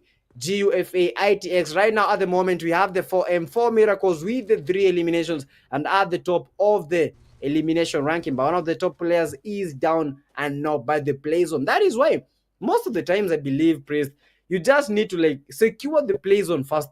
Because most of the times it is quite sad to see teams getting knocked by the play zone. You're absolutely right. You know, it's always going to be an unfortunate scenario when you're trailing, chasing the zone from end to end, or always waiting for the zone to decide your next move, never being proactive. But it all depends on your strategy, your skill, how well you are at holding the line and holding the edge of the circle where the play zone is, where you're moving out of. Remember, it is all a matter of where your rotation pattern falls into based off of the playing path, based off of the zone. Every single decision you make up onto that level is going to be a reflection of how your result comes out. So you can see that most of these teams, they are playing a little bit close to the vest, a little bit closer to the circle, but it's still part of the strategies that they apply here. You can see 10-level ecstasy playing it a little bit closer towards that northwestern side. They are trying to make that rotation a little bit earlier. If they can make their way towards the northern side, it would pay them off, but it's all a matter of the intel. They would be settling for a little bit more of a southwestern push, so that is going to most likely cost them something in the long run, unless they can find a little bit of a high ground position to nestle in, like the guys from 12 esports have already done. You can see Pablo and Amun a little bit closer to each other. They're playing side by side, keeping the intel and playing from from one hill to the other hill, keeping their sight lines towards the northern side and the southern side out into the open, so it works for them both ways. Execute, on the other hand, they have done a lot of heavy lifting over the past couple of weeks, so this should be a walk in the park for them. They are very solid in Miramar. First elimination from Blade already. He has been quite active, as you can see, and he has started to put the work in once more. And you got to respect Execute, though they are doing very, very proud. Yeah, honestly, true that, because we've seen a lot of Kenyan teams, they have not been performing very well when it comes to day 1, day 2. But the day 3, they Execute, they just came all in. And right now, 4M gobbling down some shots and eliminated. But right now, they are still making the push. This is the 4M Sphinxy. One of the guys is down. That is Goblin. GUFA. Trying to make that push with the 2 eliminations, and I believe these might be that point, at that point of where you ask yourself, am I really going to make the push, or am I really going to wait for them to make the push towards me? This is Mandra from the GUF from the GUF, and this man is a beast. He gets the elimination very low, and he is eliminated by the play zone. And that is just it, the pain of a team where you get eliminated and the player does not even pay for his elimination, because at times I want to get that revenge, but who am I getting the revenge on if he is eliminated by the play zone? 4M losing 3 of their guys. They have the 3 eliminations, but I just have to talk about the GUFA member. That man is a force to be reckoned with. He was eliminated, but he was able to garner 3 crucial elimination points for his team. Right now, it is all boiling down to the last play zone. This is the EMP Wazi, and at the moment, this is the only man remaining. The zone still at the stage 3, entering the stage number 4. We have seen those get into the stage number 8. Is this going to be the game where we shall be seeing that 4M also eliminated? And as we can see, we have 12 teams, and the teams are taking the early fights. I don't know why. Most of the times we have been seeing teams holding their position, taking those safe spots, taking those high-end positions, and then waiting for the zone to close in and get the knocks, get the eliminations. But right now, we are seeing some different strategies. We are seeing teams employing new strategies, and that is what happened. That is what happens when it comes to these games. Right now, Wazi are very much open, but this man are very big foes to be not played with. GG's to him. And Priest, as we can see, now what is happening to the Emperors? I don't think the Emperors have had any good game. Or have they had a game that we can say that these guys have really tried? Have they won any chicken dinner? What is happening to the Emperors? Yeah, I mean, Yeah, I think they just go a little bit out of their depth. You know, with the way they started off their campaign, it's just been an unfortunate turn of events for them. But it's not the worst thing in the world, you know. There's many opportunities. I personally believe, you know, this is a learning experience for some of them, you know, from some options in the team. That, oh, that's a beautiful shot from Lyrad. Gets the job done. Slaughter unit slaughtered by Royal Academy again. Big chance for Royal Academy to put some points up into the drafts there. Neon Rising managed to steal one away, I believe, against one of the guys from Zeus Esports. And that's a good way for them to kick things off. Beautiful rotation from Neon Rising, I might add. Looking very, very good. Looking very, very comfortable as well. And all the objectives, all the plans here, looks like Zeus Esports will have to think about it again. But it looks like Neon Rising are not going to be done yet. And that will be taking yet another crack at it here. It looks like Logic is going to be the victim. And about trying to circle it back into that corner. That's a beautiful grenade. 1 for 2. Crusader with the Crusade against Not Esports. And that will be 2 eliminations going the way of 10-11 Ecstasy. And they will not be running away from the opposition just yet. Good way for them to bounce back a little bit, get their morale all the way back up. But Neon Rising will not let Zeus Esports go at all. They will not take their foot off their necks. More eliminations down that way. And Zeus have been brought down to just 2 players. This is an unfortunate turnout for them. They looked very comfortable, but it looks like that's not going to be the case for them going forward. And it looks like Invisible Team now setting their sights. They want more action against the guys from 10-11 Ecstasy. S12K over to the side, but Crusader shuts it down immediately. 3 eliminations now for 10-11 Ecstasy. Plays on a little bit too close for comfort there. He was spotted out, took a little bit of hits, but he will circle back. Neon Rising eliminated again, this time around by a combination of efforts between Zeus Esports and Unique. And Neon Rising crumbling under the pressure, PTK. Yeah, honestly, I don't know what is happening. Yeah, Neon Rising right now, they are not rising. That is definitely going to become a pinch when it comes to the overall standing. We have the X Esports, that is the team execute. And at the moment, the XTCs are with the most eliminations. Although tied up, they have 3 eliminations. And they need to do something. They need to clutch it out for their team so that they may go at least above the required threshold. Right now, Team Execute are with the 3 eliminations. We have the Mao Esports. You know that these teams are worthy. They know what they do in the game. They are very much dangerous. But is this the game that might prove to be the best or the worst when it comes to the Mao Esports? Zeus are with the 3 eliminations. We have Unique with the 2, 12 Esports with the 2 eliminations. And I believe this game, we don't see like a team with very much exaggerated points, because as we look behind, because the game, the RGCs, these guys were getting eliminations. A player getting 6, 7, 8. Right now, the team that has the most eliminations is the XCCs. They have 3.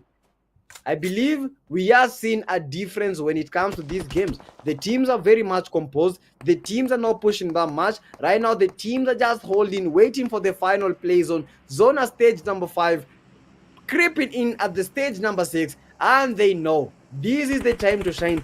This is our time. If not now, then when?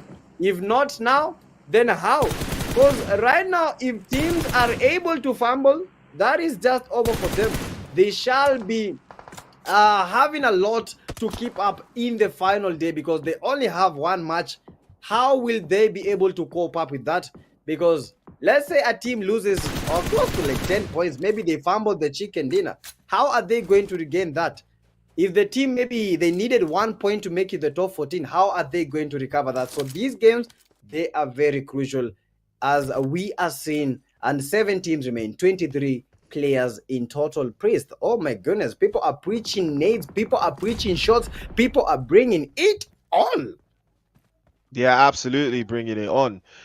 And 12 Esports, I mean, they are blessed right now. The only thing that could pose a threat to them is a third party from, you know, maybe 10-11 Ecstasy, but it doesn't look like that's going to be the case, because they are spread perfectly on this hillside. Doesn't look like Royal Academy can do much. The only thing that can help Royal Academy in this position would be a couple of vehicles to put them just out of reach from the guys from 12 esports again. But they do have the high ground again, and you see that you can see that Pablo is trying to fish them out just a little bit there. 1011 Ecstasy have arrived at the party, but I'm not sure 12 esports have made themselves aware of their position just yet. It could be something along the lines going forwards. But Mamba setting sides against the guys from CC Sports. That's trouble right now. Mixed sprays over to the top, and Thugger's not going to be getting picked up. Blade will cut him down to size, and that will be the end surely for Zeus Sports. Faker, the last one left, but he does have the play zone, so maybe he can hold this out for just a little bit. How many points he can milk out for placement, but it doesn't look like much because the play zone is up and about. Any moment from now, will advance a little bit closer to force things out for them. Execute looking also very, very good, but they are too close to the edge.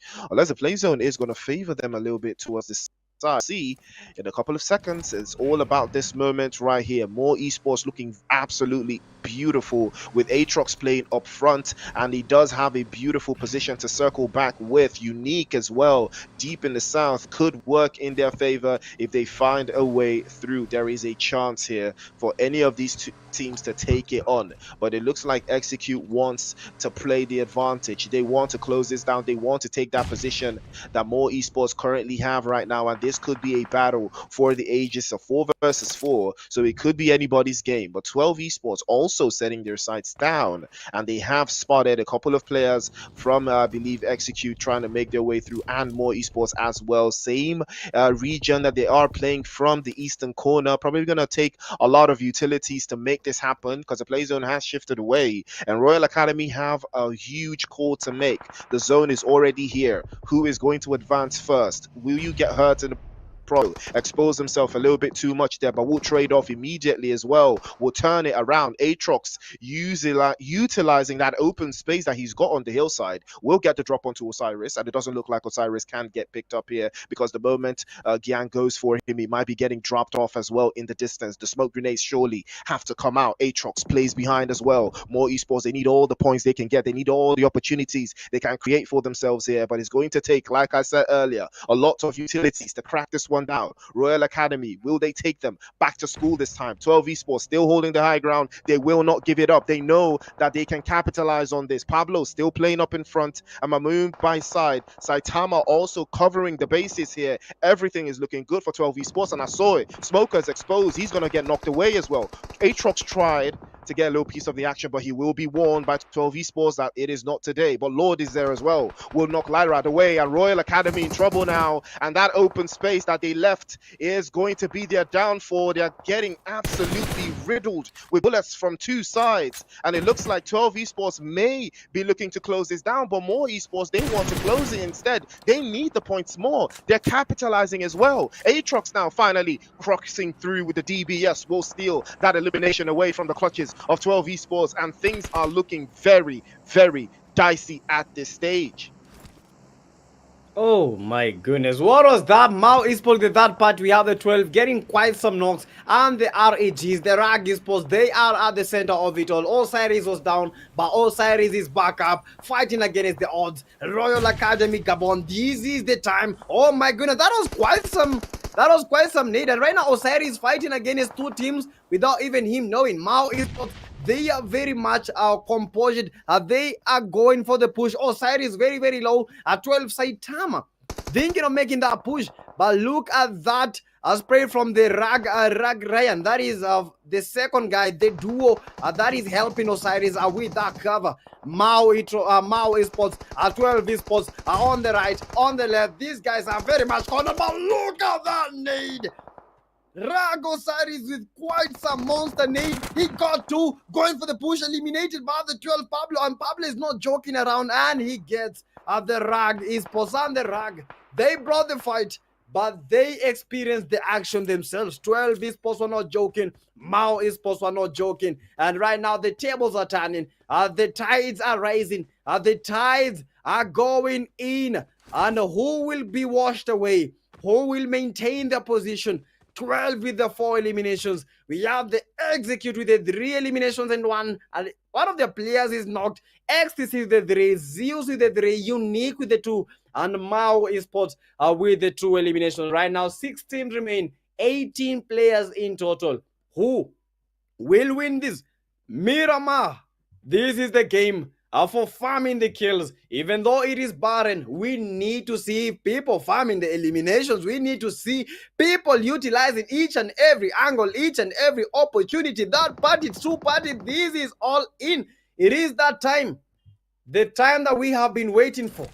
Execute reviving their player. 12 esports will have it all. We have 3 teams with 4 players to their side, Unique with 3. We have Zeus Esports with only a player remaining, and the XTCs with 2 players, and the Execute losing a teammate.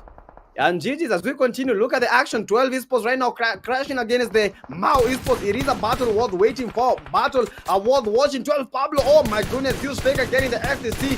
Goes down. He is down. Extra Kid is down. Mao Demonic. These guys are going all in. 12 Saitama, this man, that party, all party, they know they are bringing all type of parties. Execute losing 2 players. Zeus, only one of their players is remaining. What a day from Saitama. Gets the second elimination. And this is a man on a mission. This is a man that is bringing the roof down. And guys, don't forget, this is the PUBG Mobile African Cup 2025 priest. Absolutely tearing through 12 esports.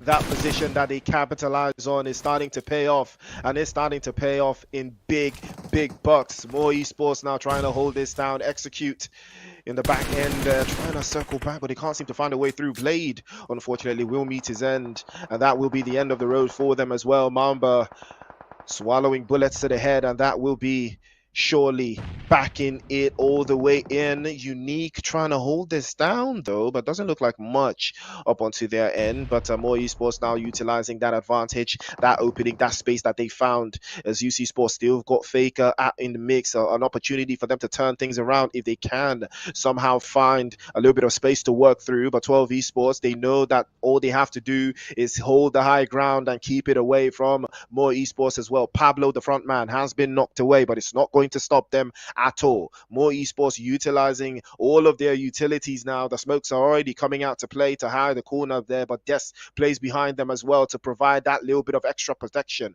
that little bit of extra cover. But Demon is there charging grenades as well, and the utilities are endless from more esports. Can they capitalize though? Every single corner here is singeing forward to see if it can make something coming out of this though, but Faker hasn't seemed to move a muscle just yet. He has capitalized a little bit towards that edge of the zone that he has found, and he will hold on to that corner until the zone closes out. Doesn't look like much is going to be coming out for him as well, but 12 esports, they have been circled back into full strength, and they will utilize this now. More esports creeping and crawling slowly up the hillside, but now 12 esports, they're trying to turn this around. Pablo launches immediately as well, but the warding shots will fly him all the way back as well, and he will try to get his HP back up. Aatrox drives the buggy a little bit closer. Yes, Love K and the DBS double combination, but not this time. Babu says no, gets the drop over to the other side as well, and that's 2 bodies in the air now. For 12 esports, they are eliminating one by one. More esports are falling. Lord charges the grenade, he's trying to send it over, but 12 esports, that one will connect. Pablo are not feeling too much right now. He will fall to the side, and now Mamoon will try again with the S12K, but it's low on HP. He gets the first, gets the second, but he can't get the third,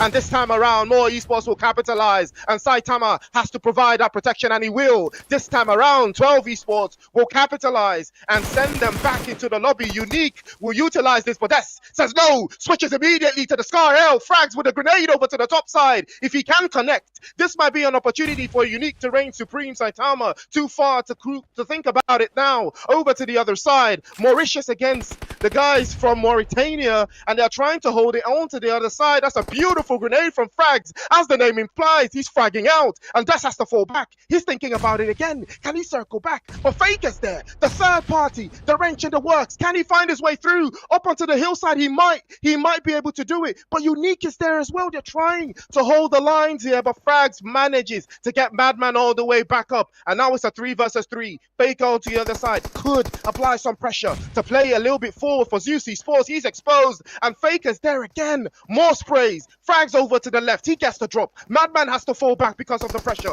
Can't circle back again. Frags plays off the top hand side, and he's trying to close through. Falls the DBS to the S12K. Again, another grenade. Pablo switches over, and Saitama with the UMP will crack the shield. Over to the left hand side, and Faker's there. Somehow he's found his way through. He's been spotted. He can capitalize, but it doesn't look like he can close this down. Unique once again, showing why they are so unique. Aya and Madman and Frags are just unstoppable. The grenades will fly through from Faker, but he's deep in the blue zone. There's only so much he could do. He's gonna take damage. He's gonna take the hit, but Unique will take the chicken. Damn! Bang, bang, bang, bang! Technically superb and visionary to have the ability and the audacity just to try that. Few in the world could do that. Fewer in the world could even dare to do it. GG's, GG's, GG's. And Africa, we are left to wonder. Wide-eyed, railed by Muse. How on earth did the Unique eSports do that? How on earth did that happen? One of the most OP clutches. 12 esports were almost winning the game by Unique, coming to clinching that chicken in. They know they did have the numbers because two of their players were down, but these are the men that made that happen. These are the men that got that chicken dinner. 1, 2, 3. That is how you do it, and that is the team. Unique in their style, unique in their play, and they got it. I know 12 esports have won a couple of Miramar games, but this was not it. They had the eliminations, but unfortunately, they didn't have the zest. They didn't have the zeal when it came to the Unique team. They hit, and they hit hard. That was a GG's. And the MVP for the game. This is undoubtedly very, very, very awesome to see. 12 esports. That was a 12 Pablo with the 3 eliminations. But guys, this is the reason that he is the MVP. He has 6 assists. GG's to that guy and GG's to that team. Damage, that is 948. He had 2 knocks, and look at that healing. This guy was healing each and every time, receiving them shots, getting those knocks, but unfortunately was not able. But GG's to the 12 Pablo. 3 eliminations, 2 knocks, quite some damage.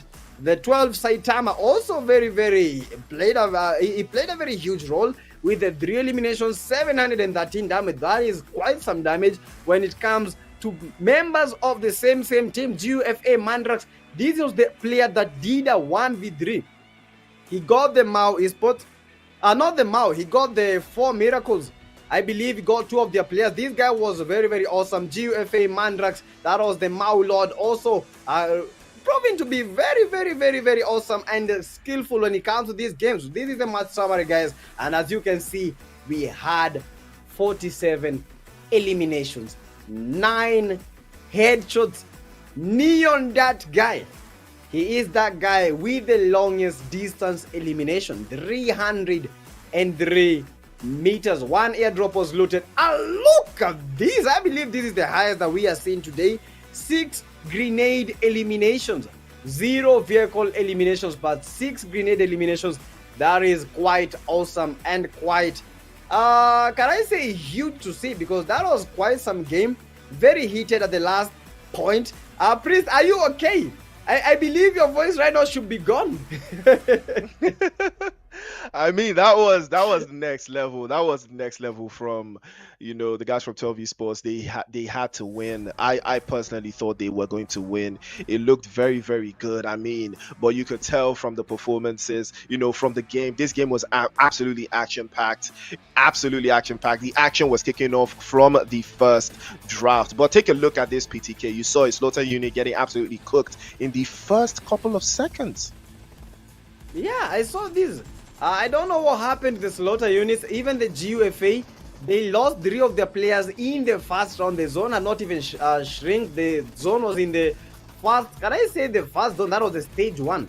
And this was where the Mandrax, this was the man that made this clutch. He got 1 player, he went for the other player. The EMPs, they stood no chance against that man. The 4M Goblin, they went against the Mandrax, and they knew what Emperor saw. The guy got the elimination, but unfortunately, the zone was just it. He got the second one, and the zone also got him. He played a very good game. The Emperor he was the last player remaining. Unfortunately, was not able to even get a single elimination. He got the knock, but unfortunately, it is a numbers game. When it comes to this game, a numbers game, a skill game, and just that, SU's eliminated quite early in the game. They didn't make it to even the top 10. Quite some need from the XTCs. They proved to us why they deserve to be here in the PUBG Mobile African Cup. Invincible team, they thought that they were invincible at this point, but unfortunately are not that invincible as according to Crusader. This man, he made that happen. Blader with quite some sprays. Yeah, this was a team execute. Unfortunately, we didn't see the team execute that we were hoping and we were expecting to see. They got quite some eliminations, but unfortunately the placement points will prove to be much of a difference, and this was the last fight in the game. The RAGs cornered. They were at that point between the 12 esports and the Mao esports. They tried their best, honestly, but unfortunately, you know what, you can't fight against everyone. At times you have it all, and at times you just can't take it. It is a bit too much. The game was quite awesome, but look at the 12 esports. This was one of the best, can I say one of the best fights that we've seen today, because these guys were fighting from every single angle, but fighting against every single team, and these guys were clutching so hard. Mao esports was almost eliminated. These guys, 3 of their teammates were down, and the Mao Lord was trying to do his best. Mao Demonic got the knock, but unfortunately the third party, that was what sealed the gap. 12 Saitama with that good flanking, and that was the one that made the 12 esports dominate that fight. So it all boils down to the placement. It all boils down to the positioning. It all boils down to how are you organized as a team. That was a GG spray, and that is how the unique team. These guys, they knew the 12 esports were low on numbers, they were low on health, they were low on motivation, and the unique esports were very high on each and everything. When it comes to the eliminations, when it comes to the knocks, these guys, they were coming all in, and that is why they made that happen. WWW, that is the W winner chicken dinner for the team unique, and this is how they fared. So that is he had 4 eliminations, Saya, with 4 eliminations, quite some damage, and I believe, look at this is quite balanced. We had the frags with the 3 eliminations, 1 that is the madman, and that is how they did it. GG to the winner chicken dinners. These guys, they knew the point to pinch, they knew when to strike, just waiting and making the push. And as you can look at the match ranking, praise, this is quite incredible, but this reflects everything that we have been seeing in that game. 18 points for Team Unique. Well deserved. Absolutely well deserved. 12 esports also putting in the work. 16 points to the good. Zeus esports still in the mix as well with 10 points. More esports with 7, Execute with 6, 10-11 XCC with 5 points. Royal Academy also getting themselves on the point sheet with 4, and that tells you all you need to know. Neon Rising, GUFA, and 4 Miracles all sharing 3 points across. Naughty Sports with 1, Invisible Team with 1 as well. The Emperors, no points for them. Rodriguez Esports and Los Rushes, unfortunately, no points for them as well. And that is how the game went. But what does this mean on the overall leaderboard? What does it mean? Well, this is what it means. Team Unique back into the 103 points to the good, and just behind Zeus Esports, who continue to stay in the mix. Execute stay in 4th. 3 Crowd Esports have been relegated down to 5th. 12 Esports with 86 points, 9 matches played, and also in the mix. One band, we saw their performance earlier today. They will stay in the top 7, and more esports after this performance. Now they will catapult themselves into the top 8. But taking a look at things as they are right now, you see Rejects all the way down there with 72 points in 9th place. 10th is Angry Smoke with 71. Final Boss in 11th with 70 points as well. Neon Rising, couple of points added to the mix, but it is not enough. They need to do way more and way better. Temper in the mix as well, 68 points, just one behind. And Double RG with 14 in 14th with 67 points as well. 3 chicken dinners. Absolutely impressive still. And in 15th place, 10-11 Ecstasy, and the rest of the teams to follow suit. Donkeys in 17th with 54. Still a ways to go for them. 2 matches in the mix. Espada as well. Tribe Warriors, wow, they are now in 19th with 49 points. Wow, that is absolutely impressive. They have catapulted themselves all the way to the top. Mercenary Union in 48 with in 20th as well with 48 points. Team Glory, PTK, F4, Navy SEALs, and 21st Century occupying this half of the leaderboard. Yeah, for Team Glory, I think at the moment they're regretting so much the one game that they missed. But they have quite some good points, but they need a lot of points, more than 20 points to their games. That is, they have one game to make it to the game number 9, because the group number 8, they have played plus 1 game, and that is what these teams will be looking out for. We have the RAGs. These guys, right now, they are at 39 points, and that is rank number 25. So that game was a plus for them. That game they played nicely. Although they were eliminated, they got quite some knocks. And yeah, no pressure, but they have the pressure building in them. Not eSports have been awesome. We have the GUFA at the moment. The GUFA, they are not having that time of their lifetime. And I believe this will be a game that they shall be looking back, trying to learn what they did wrong, trying to learn what these other teams did right, and they shall be trying to utilize and try out new strategies, because they have 10 total points at position number 40.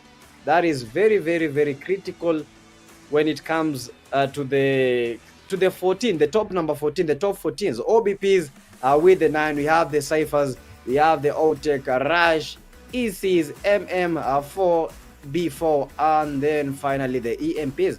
Honestly, the EMPs, I don't know what has been happening with 9 games and 3 total points. I honestly don't know what has been happening, but every day is a learning curve. You just need to go back to the drawing board, try to like re-strategize, because we have other tournaments. We have another PMSC that is 2026, so you need to do your best to make sure that you're not in the same place that you were. And guys, in the elimination, we have the RGC Nase. He has 26 total eliminations. The RGCS with 25, Zeus Logic with 22, 12 Saitama 21, and then the RGC baby. And guys, as you can see this, we have a pattern. We have a pattern. And as you can see, please, the RGCs, these guys, they have some of the top eliminators, some of the top fraggers in the game. 3 of their players have 20 plus points. How is this even possible for one team? I mean, it's a valid question, but you know, we've seen their performance across the board. They have been absolutely incredible. That is why they are sitting, you know, number 1 on the leaderboard. So it is absolutely well deserved. I mean, based off of their eliminations alone, they probably qualify still. So that tells you that these guys, they know exactly, and I'm absolutely impressed.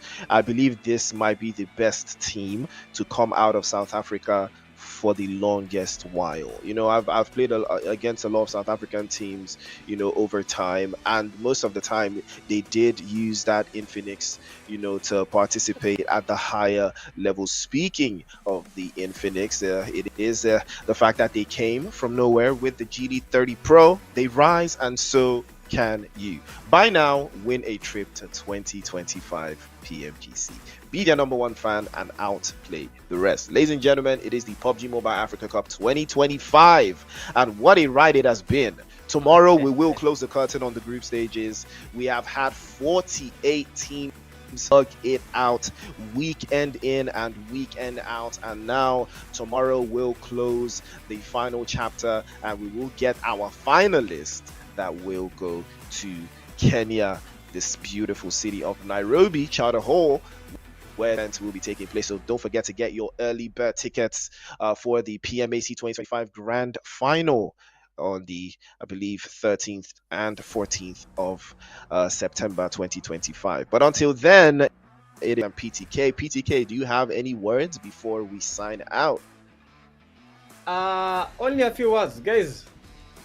Africa, our time has come. This is the PUBG Mobile. Yeah, this is the PUBG Mobile African Cup. Don't forget about that. We are coming in hot and we are set to make our stage in the PMGC. Africa, let's go. This is our time, and guys, see you tomorrow for the day number what?